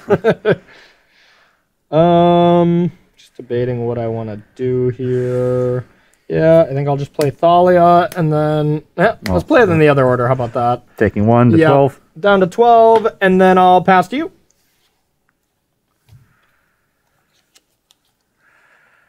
I will play a Plains and pass the turn. I don't think I want to attack with Bone Crusher, just you could double block with Thalia and the token. Yeah, that makes sense. All right, I'll put that at that. That was an interesting draw.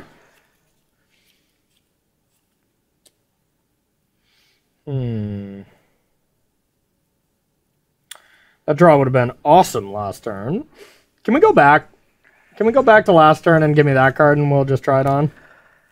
You should know it's 2021. You can't go back. Fair, fair. We're stuck here forever. Firm but fair.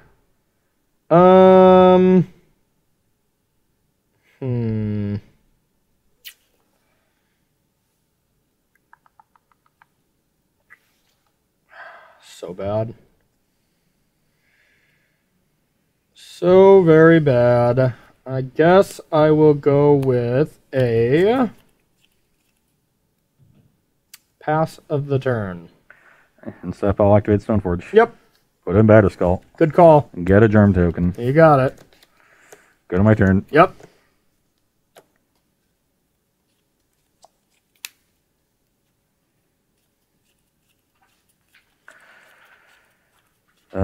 Attack with the Germ. Yeah, I'll take it.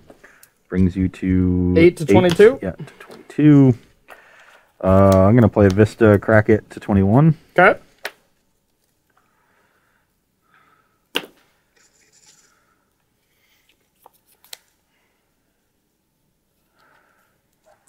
Got an island.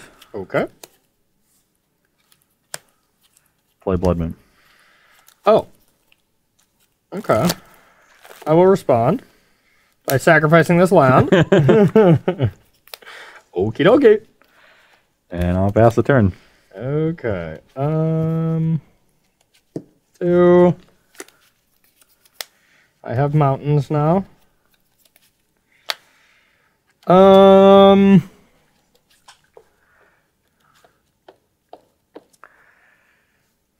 have fewer mountains than me, though. That is very true. Very true.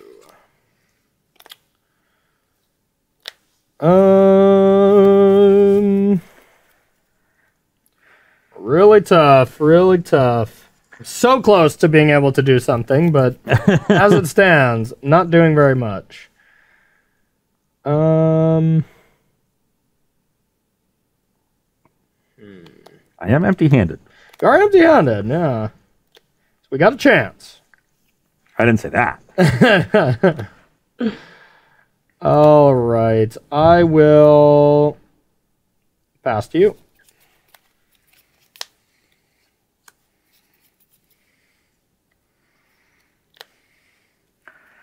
I would like to declare an attack. Sure. I would like to attack with the Germ token. Attacking with said germ, eh? I'm going to respond. This is before I attack? No, you can attack. Okay, so before blocks. Yep. I'm going to Lightning Bolt Stoneforge Mystic.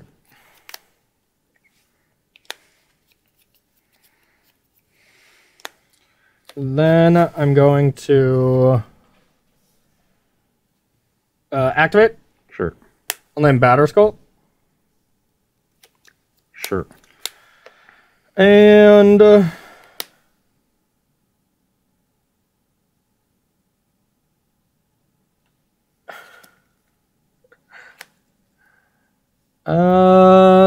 think I block like this. If you have one removal, I'm probably just dead anyways, but you kind of want to kill Adeline. Yep, there they are. Yeah, I'll trade with the Adeline. Okay. I gain 4, go to 25. Yep. So you got 25 to 8. Yep. This is not a solid solution to this, I will say, but it's something. And I'll pass the turn. Okay. I will put this to 3. Draw.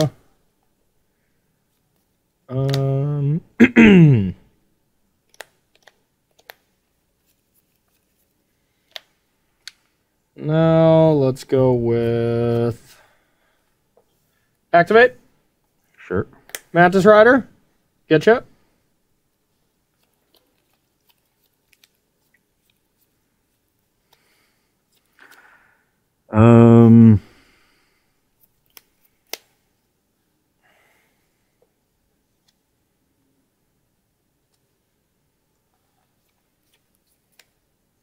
Do I care? That's not a good spot for me, as if you don't have to care. 22. Your go.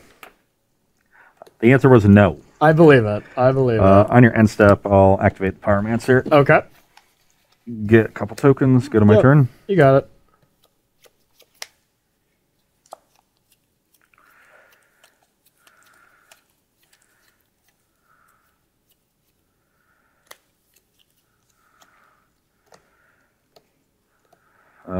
Equip to the Bone Crusher. You saw the line of being able to equip. Okay, yep. Attack for 8.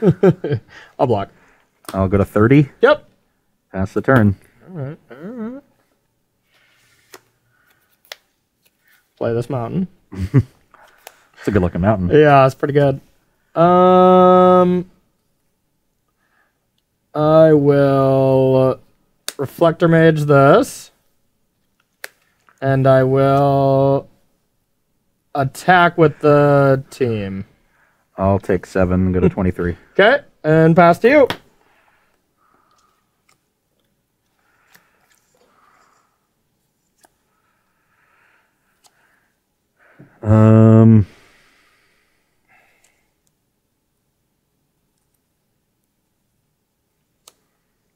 I'll play Mountain. Good call.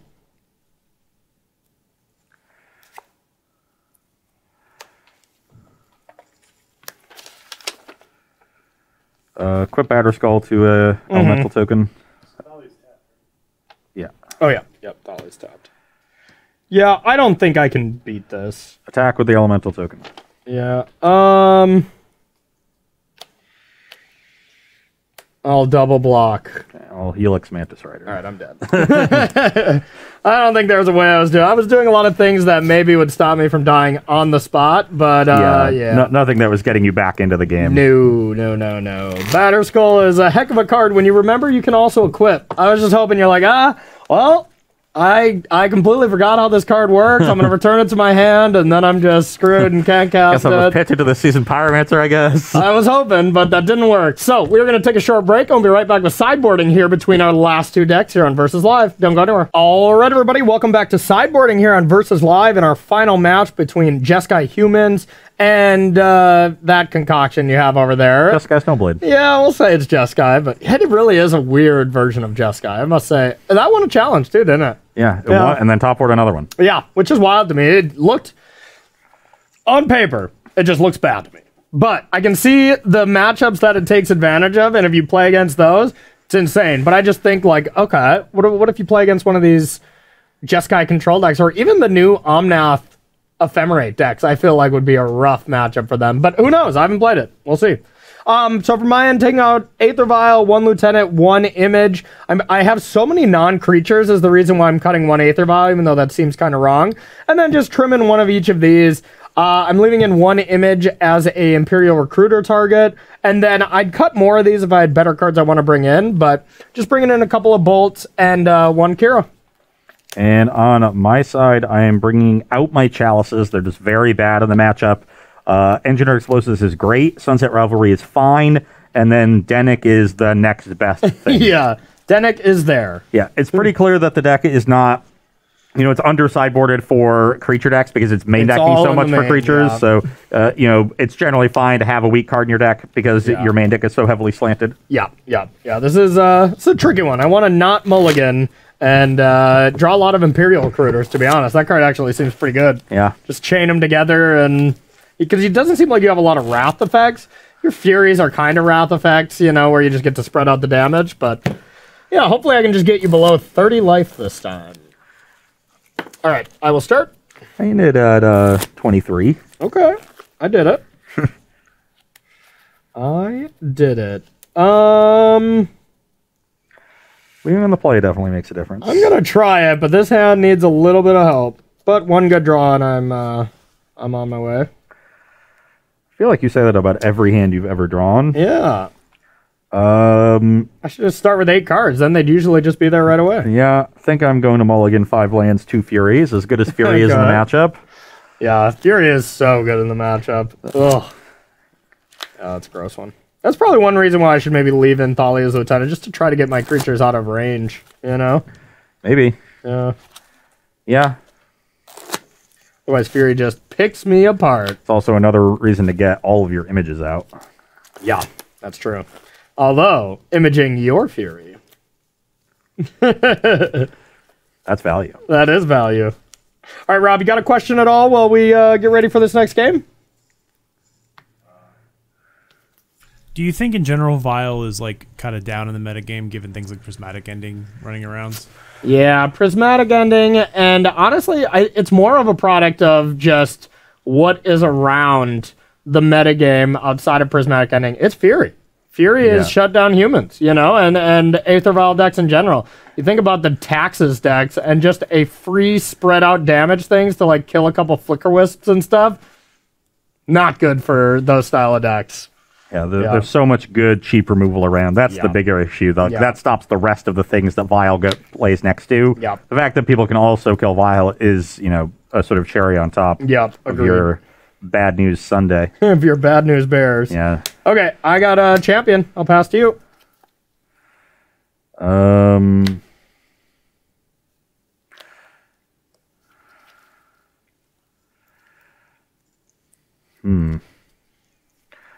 I have a tapped Hell Fountain. Okay. I'll take 2. Go to 18, or I go to 18. I'm going to play Meddling Mage. What's in your hand? So it's between Stoneforge and Fury for me, I feel. Stoneforge, I don't necessarily want to see hit the battlefield next turn, and Fury is obviously pretty... And Fury allows you to Fury and then Stoneforge, so I guess that's slightly telling. Yeah, I'll name Fury. YOLO. Okay. Pass to you. Want to attack? Yeah, I'll probably attack. That sounds good. Yeah, I'm at 18. I'm bad with these humans decks. I'm just so not used to attacking unless this is a Ragavan, you know? Well, I do have Stoneforge Mystic, so I was very glad you didn't name that. And now it's a bit of an interesting proposition because the champion could easily get big enough to rumble with the Germ token. So I actually think the Cauldron Complete plays better defense here. So I'm going to find Cauldron Complete. Yeah, that's pretty good. Done? Yep. Ooh, big draw. Oh, yes. Okay, I'll name humans. And now just what do I want to do? This is definitely what I wanted to draw. All right, I'll Reflector Mage. Bang, 5. Puts me to 13. Pass to you.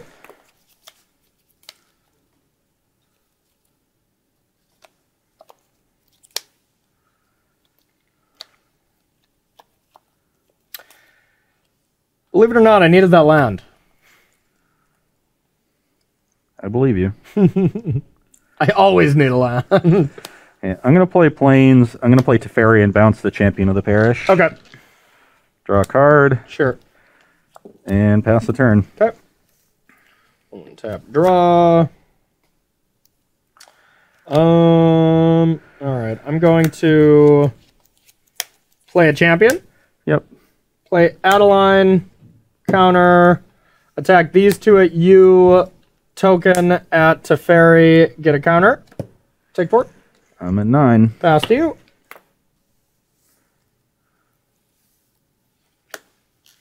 Hope you don't have Wrath of God in your deck. Supreme Verdict, whatever.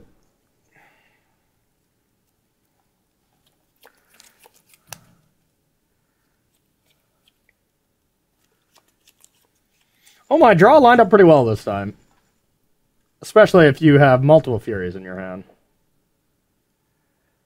2 cards in hand. Yep. But even like Lightning Bolt and Fury still cleans up a lot from me, so lots of stuff you can have.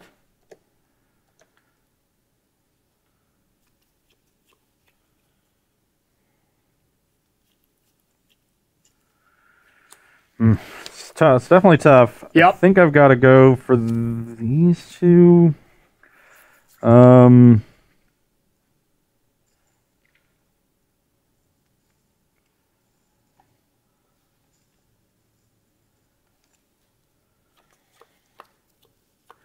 Let's crack the strand, go to 8. Okay, okay.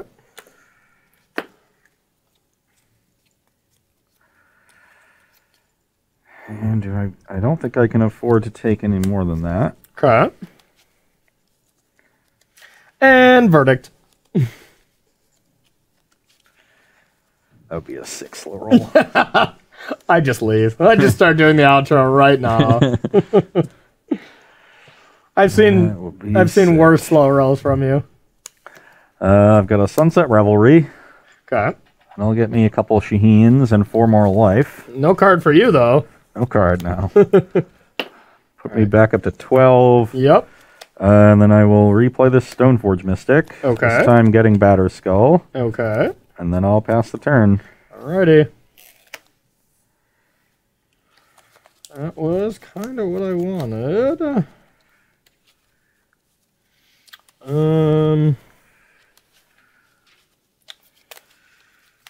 I will play a Teferi. Sure. I'll bounce this.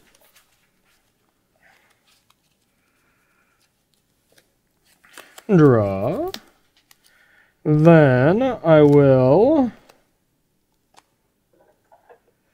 take a pain. Go to 17. I'll Meddling Mage on Batterskull. And then I will send, get another 1/1, get another counter here.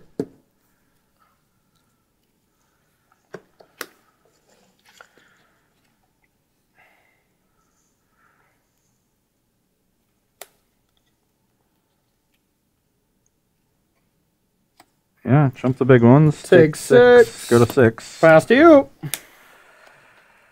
And I think that is a little bit too late.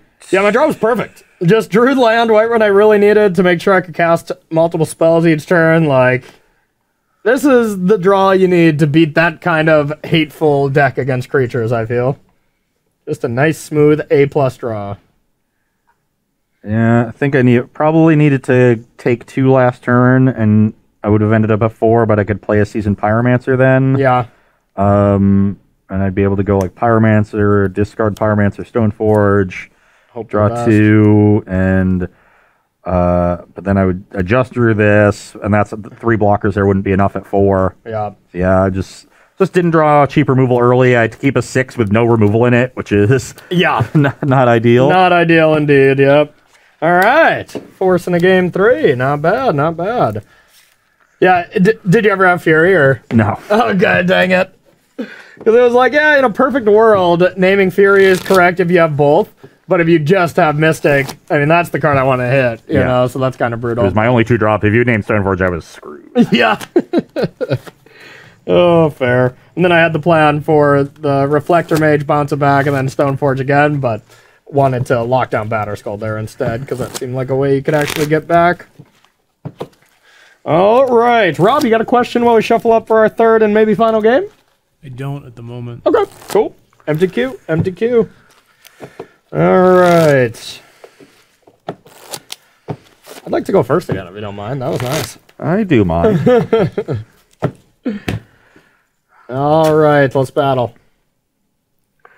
Be nice to have just Stoneforge Mystic on the play. I mean, didn't you do that game 1? Yeah, it was nice. Yeah, didn't you hear me? I said it was awesome.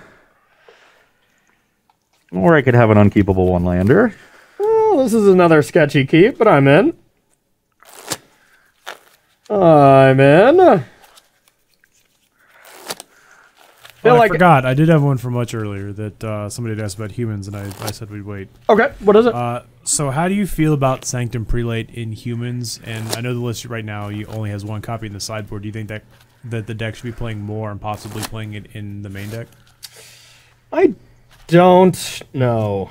I don't know. I've never cast this card. It's never... My opponents have cast it against me. It's never won them the game. I just think it's too vulnerable.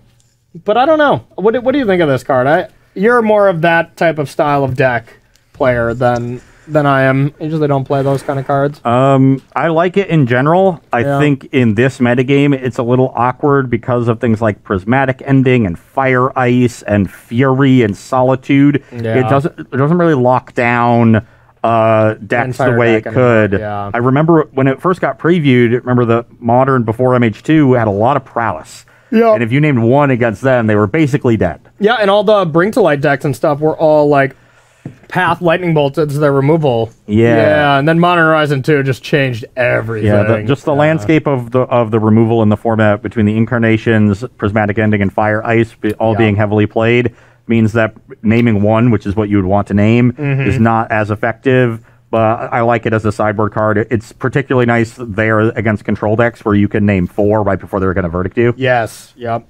Nope, that makes sense. So it's still good in that role in those matchups, but that just makes it a sideboard card. Yep. Yeah, I'm just not a big fan of it. Okay, I've got a keeper on 6 here, and I will lead on Arid Mesa, pass.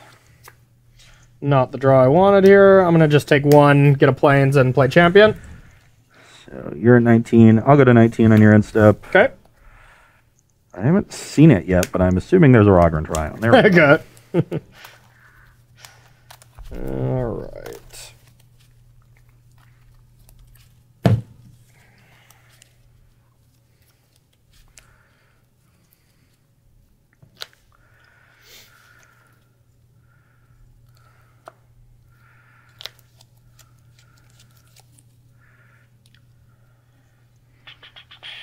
Interesting decision here. Okay.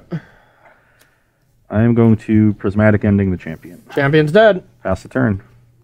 I will draw.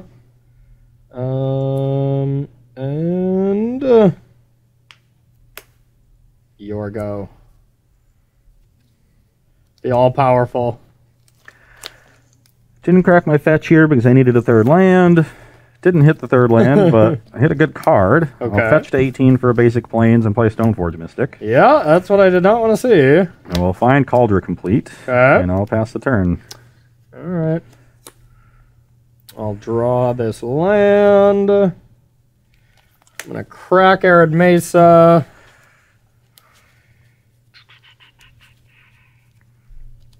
Probably. Yeah, we don't have another island. I was trying to insulate myself against Blood Moon as much as I could. Oh, just get a basic mountain. That's your other basic. Yeah, exactly. I'm at 18. So You're I going should to be be at at 16. 16. Yep. No, I can't let this Cauldron complete go, so I'm going to have to do something. I'll just Teferi it. Oh, draw. Pass to you.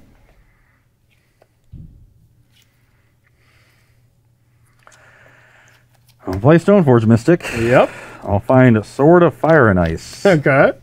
Pass the turn. All right. I'll draw. I'll tick up. You have to discard? I don't think so. I mulliganed. Okay. Okay. I have 7 cards. Just making sure. I don't know about you sometimes. Okay. Then I will... Cauldron complete as haste, right? Yeah. Okay. 5/5 first strike, trample, indestructible, haste. That's it? Whenever it deals combat damage to a creature, exile that creature. All right, in that case, I'll play Teferi, and I'll bounce. And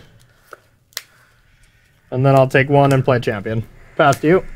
So you're at 15? Yep.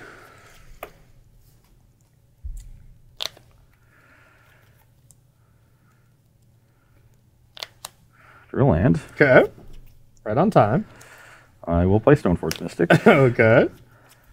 And I'll Prismatic Ending your champion. No! That was rude. Pass the turn. All right, I'll draw. Did you search your library? Okay. I kind of figured. Yeah. Once I find the sword, the jig is kind of up there. Yeah.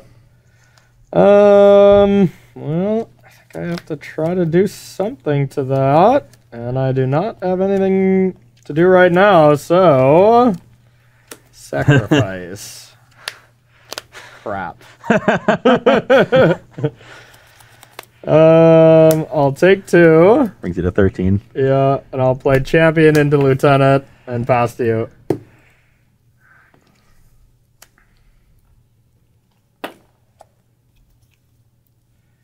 Either one lightning bolt. My kingdom for one lightning bolt.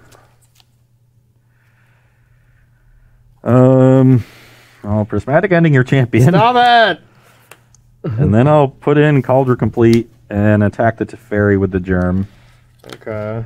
Yep. Teferi being a way that Corey could deal with the Germ. I'll pass. Okay. Don't think I can possibly win any longer, but... Just draw Reflector Mage. Yeah, that's true. I think I have to go to 10 here. Well, that's good.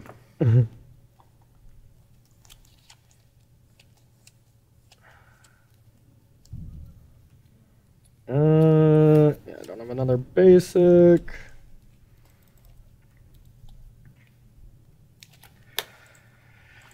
And you've taken away my champion every turn, or I've had nice attacks lined up with this Adeline, but you've been a jerk. So I have Adeline and Thalia's Lieutenant. So 3... one counter here, and then I'll attack. Counter comes in. One counter here, and one counter here. So I take 5. 6, right? Oh, yeah, the token 2. So I'm a 12? Yep, pass to you. Every turn you took out, it was that turn when you drew your third land. If you didn't do that, I got to go, 2 creatures and champion gets large, but no, doesn't really matter.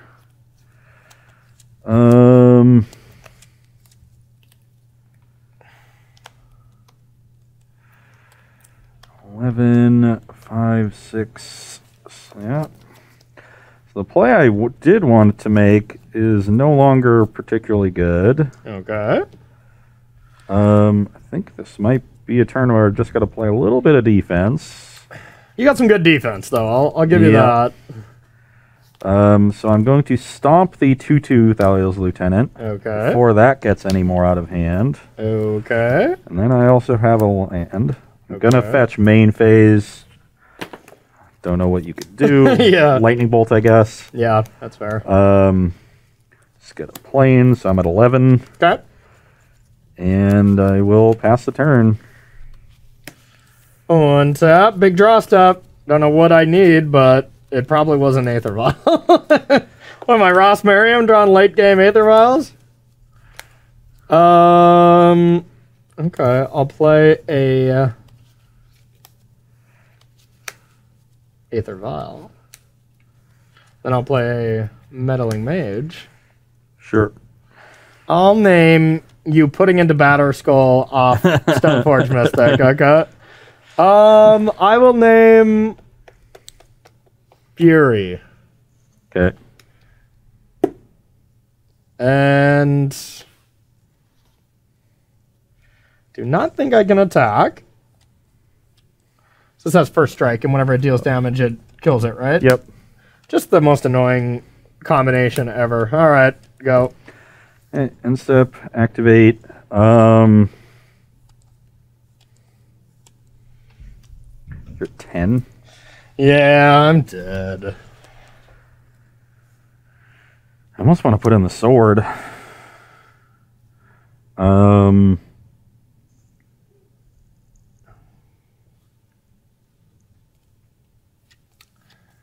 Do you want to phone a friend? I can tell you your play. Yeah, just put in Batter Skull, and then during your turn, put in sword and equip it to the Batter Skull, and then you can just attack with both, and I'm in the abyss. I mean, that's a 6/6 Batter Skull. Yeah. You just get to, like, take 5 and trade for the Batter Skull. Yeah, I mean, even if I don't block, like, if I don't block, I take 6, you gain 6, you kill this. I can't win from that point. No, yeah, I wouldn't deal damage to you, so I wouldn't get a trigger. Yeah, but and then if I block that, then I just lose it. Yeah. You could leave that back if you want, and then stop anything. Like, you gaining 6 life here off the Batter Skull and Sword puts me out of winning in any remote way. Maybe.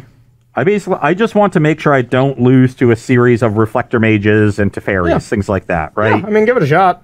And so that's why I was thinking of going sword first, put sword here, attack, leave up this activation, so I'd still have a blocker. But it's not a very good. If you were at 9, I think that would be. I think you'd still just block there, and you could be at 1. So I'm going to put in the Batter Skull. Okay. Yeah, hard to go wrong either way here. Yep.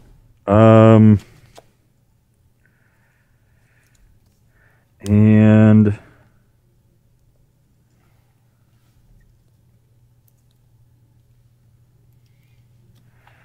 yeah, I got a little flooded. I kept the land heavy hand though and drew 2 lands off the top. I'm going to fetch to 10. Which I can do. Get an island. Your Stone Forges were too good. Too good.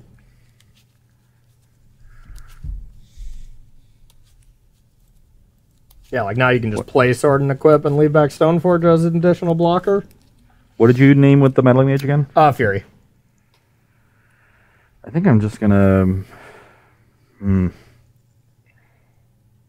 don't want to just make sure that Lieutenant doesn't get out of hand. So I've got this Teferi. Okay. But it's a bit of an awkward thing to bounce the Lieutenant and let you pump everything else. A little bit. I could just like bounce the token for free value. It could bounce the Adeline just to make sure that now is 4 toughness, so the Batter Skull can at least attack into it. But I don't have an answer to anything else. Either way, I'm in trouble. Yeah, I'm feeling good about this game. It's just a tough game for me to figure out exactly how best to close it out. Yeah. Because you have outs to get back into it.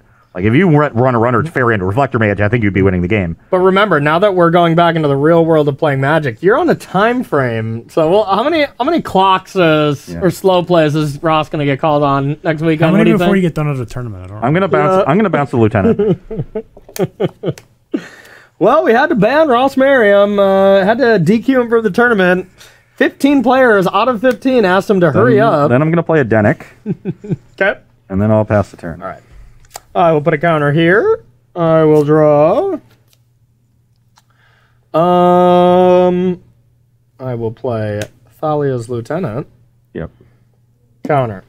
Counter. Counter. And I will pass the turn. Although I do remember on Tuesday, it's one of the things Elliot was kind of curious about is how many of these standard rounds are going to go to time all the time with so many Epiphany mirrors. Yeah.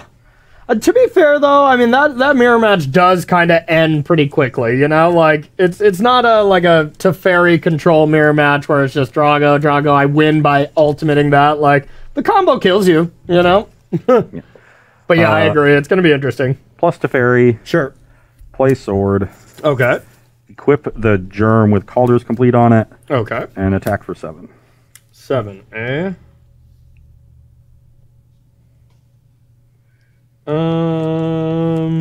Does it trample too? Oh yeah, first strike trample. Oh.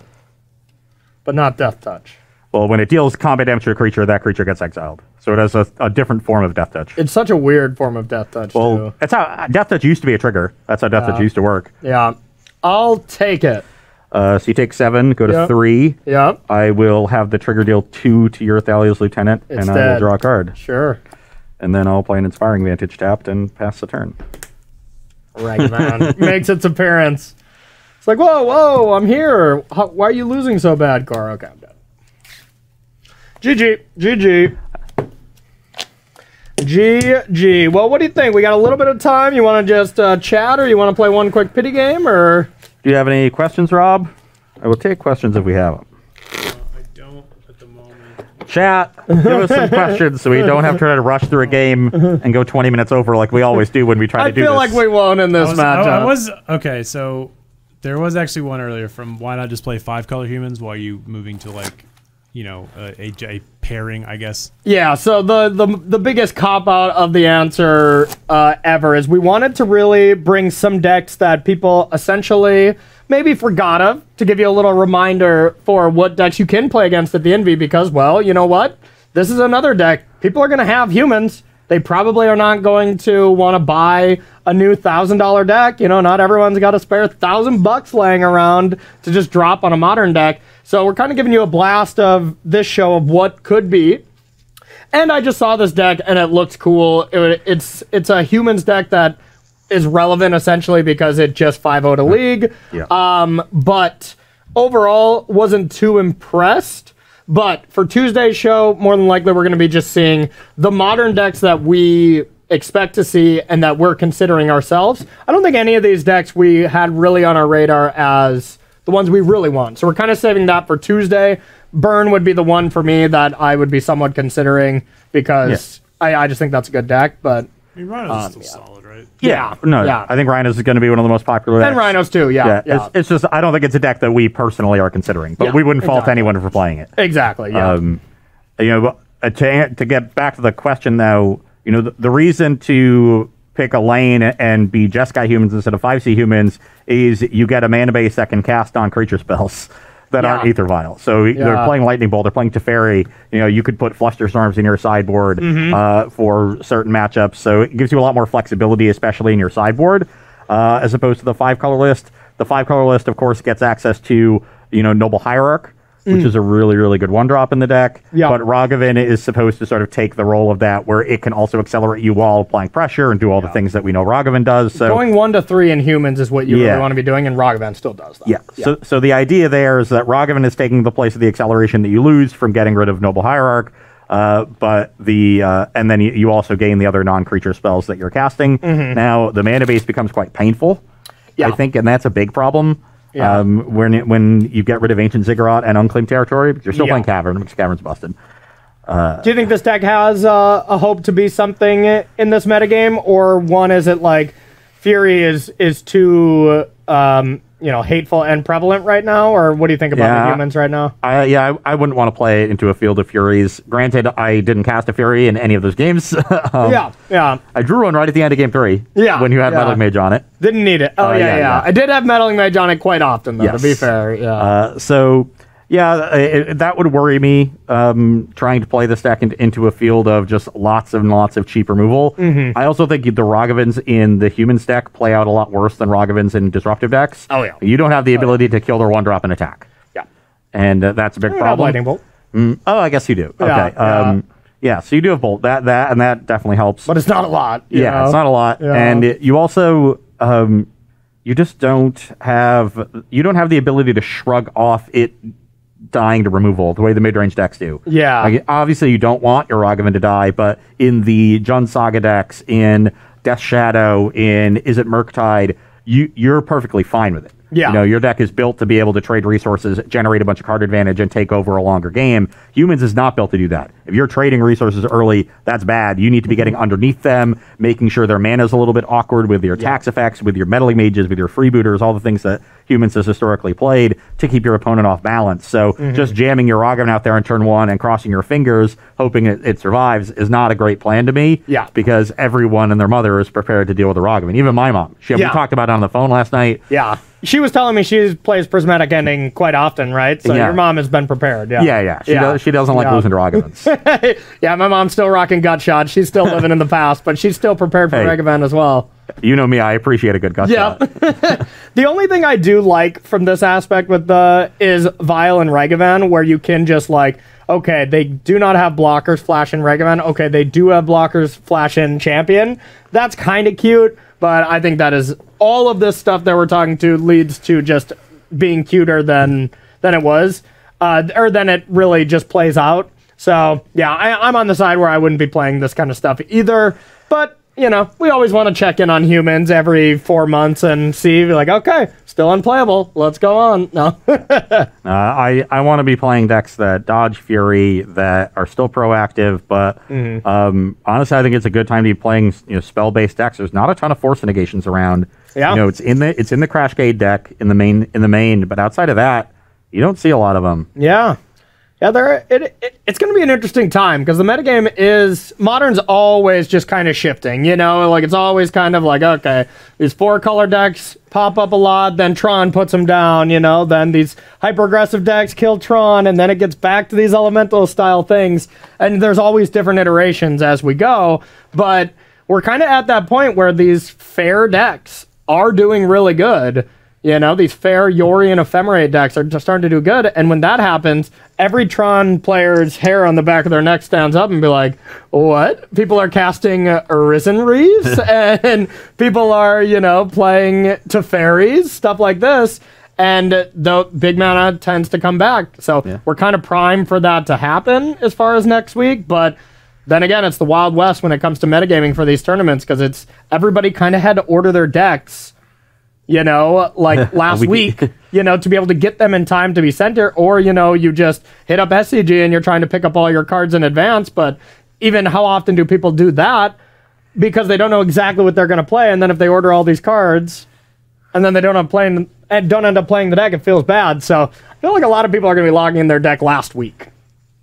But we'll see. They very well could. So, that will definitely make for an interesting metagame, and this is going to be one of the more unpredictable tournaments that we've seen. But it's going to be super fun. I still just cannot wait. So that's going to bring us to the end of the show here. You didn't get swept. I was going to, you know, go home, make a Twitter video of me sweeping or something, but I'm sure your fiance would appreciate that, actually. Yeah, well, no, I just sweep outside. You know, like I don't actually sweep anywhere that matters. I want it to be very known that I'm sweeping for no purpose other than, you know, bragging. But yeah, good games regardless. Rob, let's thank some subs. We're gonna thank some sponsors, and we're gonna head on out. We got a few today. Crispy724 for 13 months.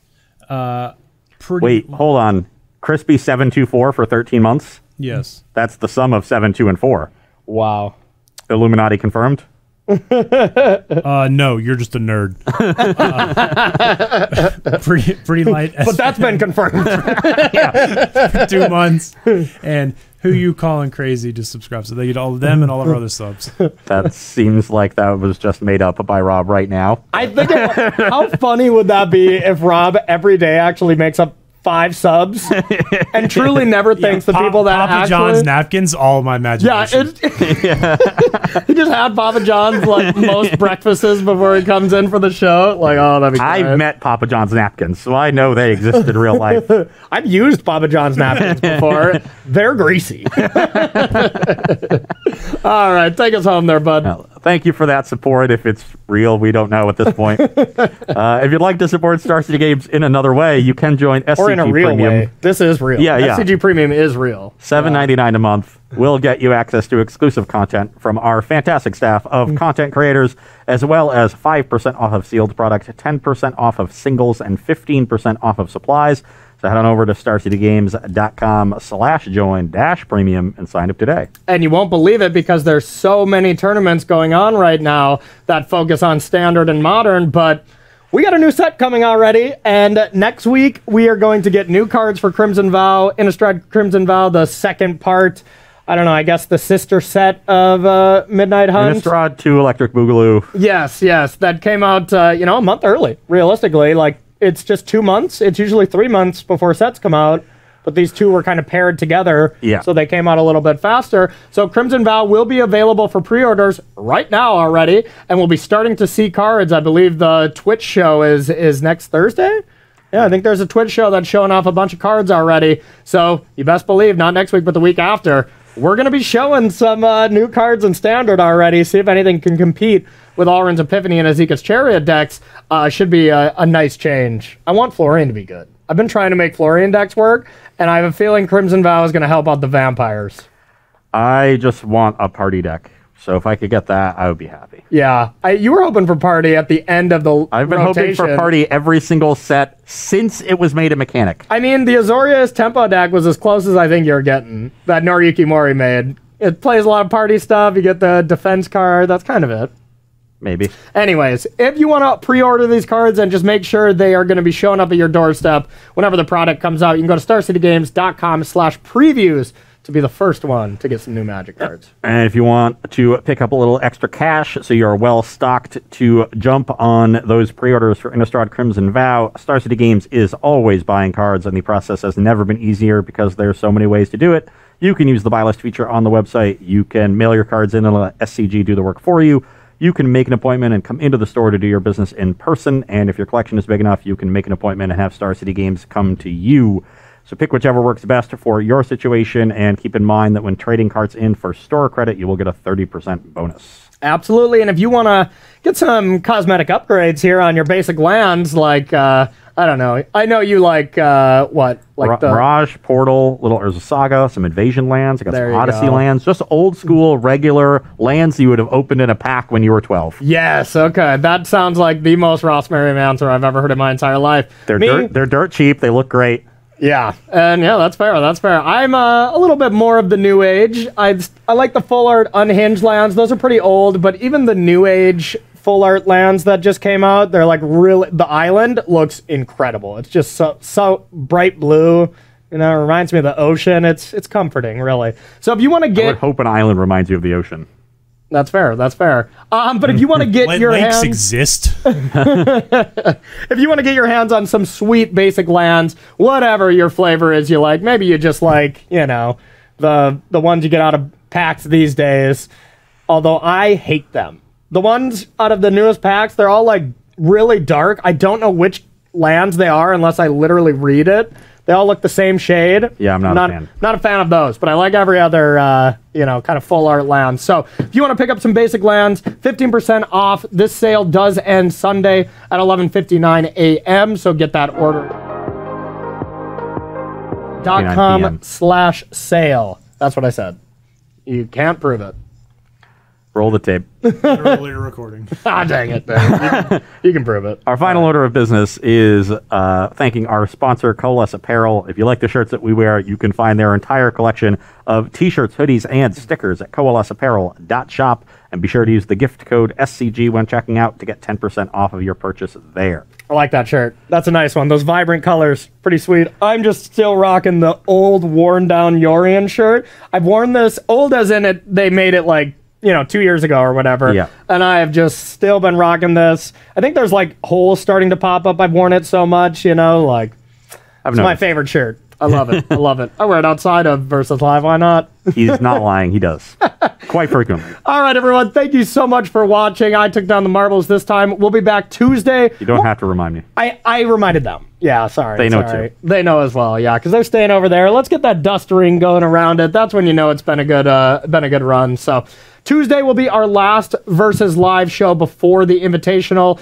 No show next Thursday, as everyone at SCG is incredibly busy setting up a huge event. Believe it or not, you know. Even Rob, I think you're doing some work over there, huh? Yeah, you know. Crazy. I'll be there all day Saturday. All right, it's going to be some fun stuff. So more than likely, focusing on the Invitational for one more show, and then after that, Crimson Vow will be out, and it'll be preview season all over again. So a lot of fun stuff to come, and we will see you Tuesday at 1 p.m. Eastern Time. For Rob, Ross Merriam, I'm Corey Baumeister. We'll see you then.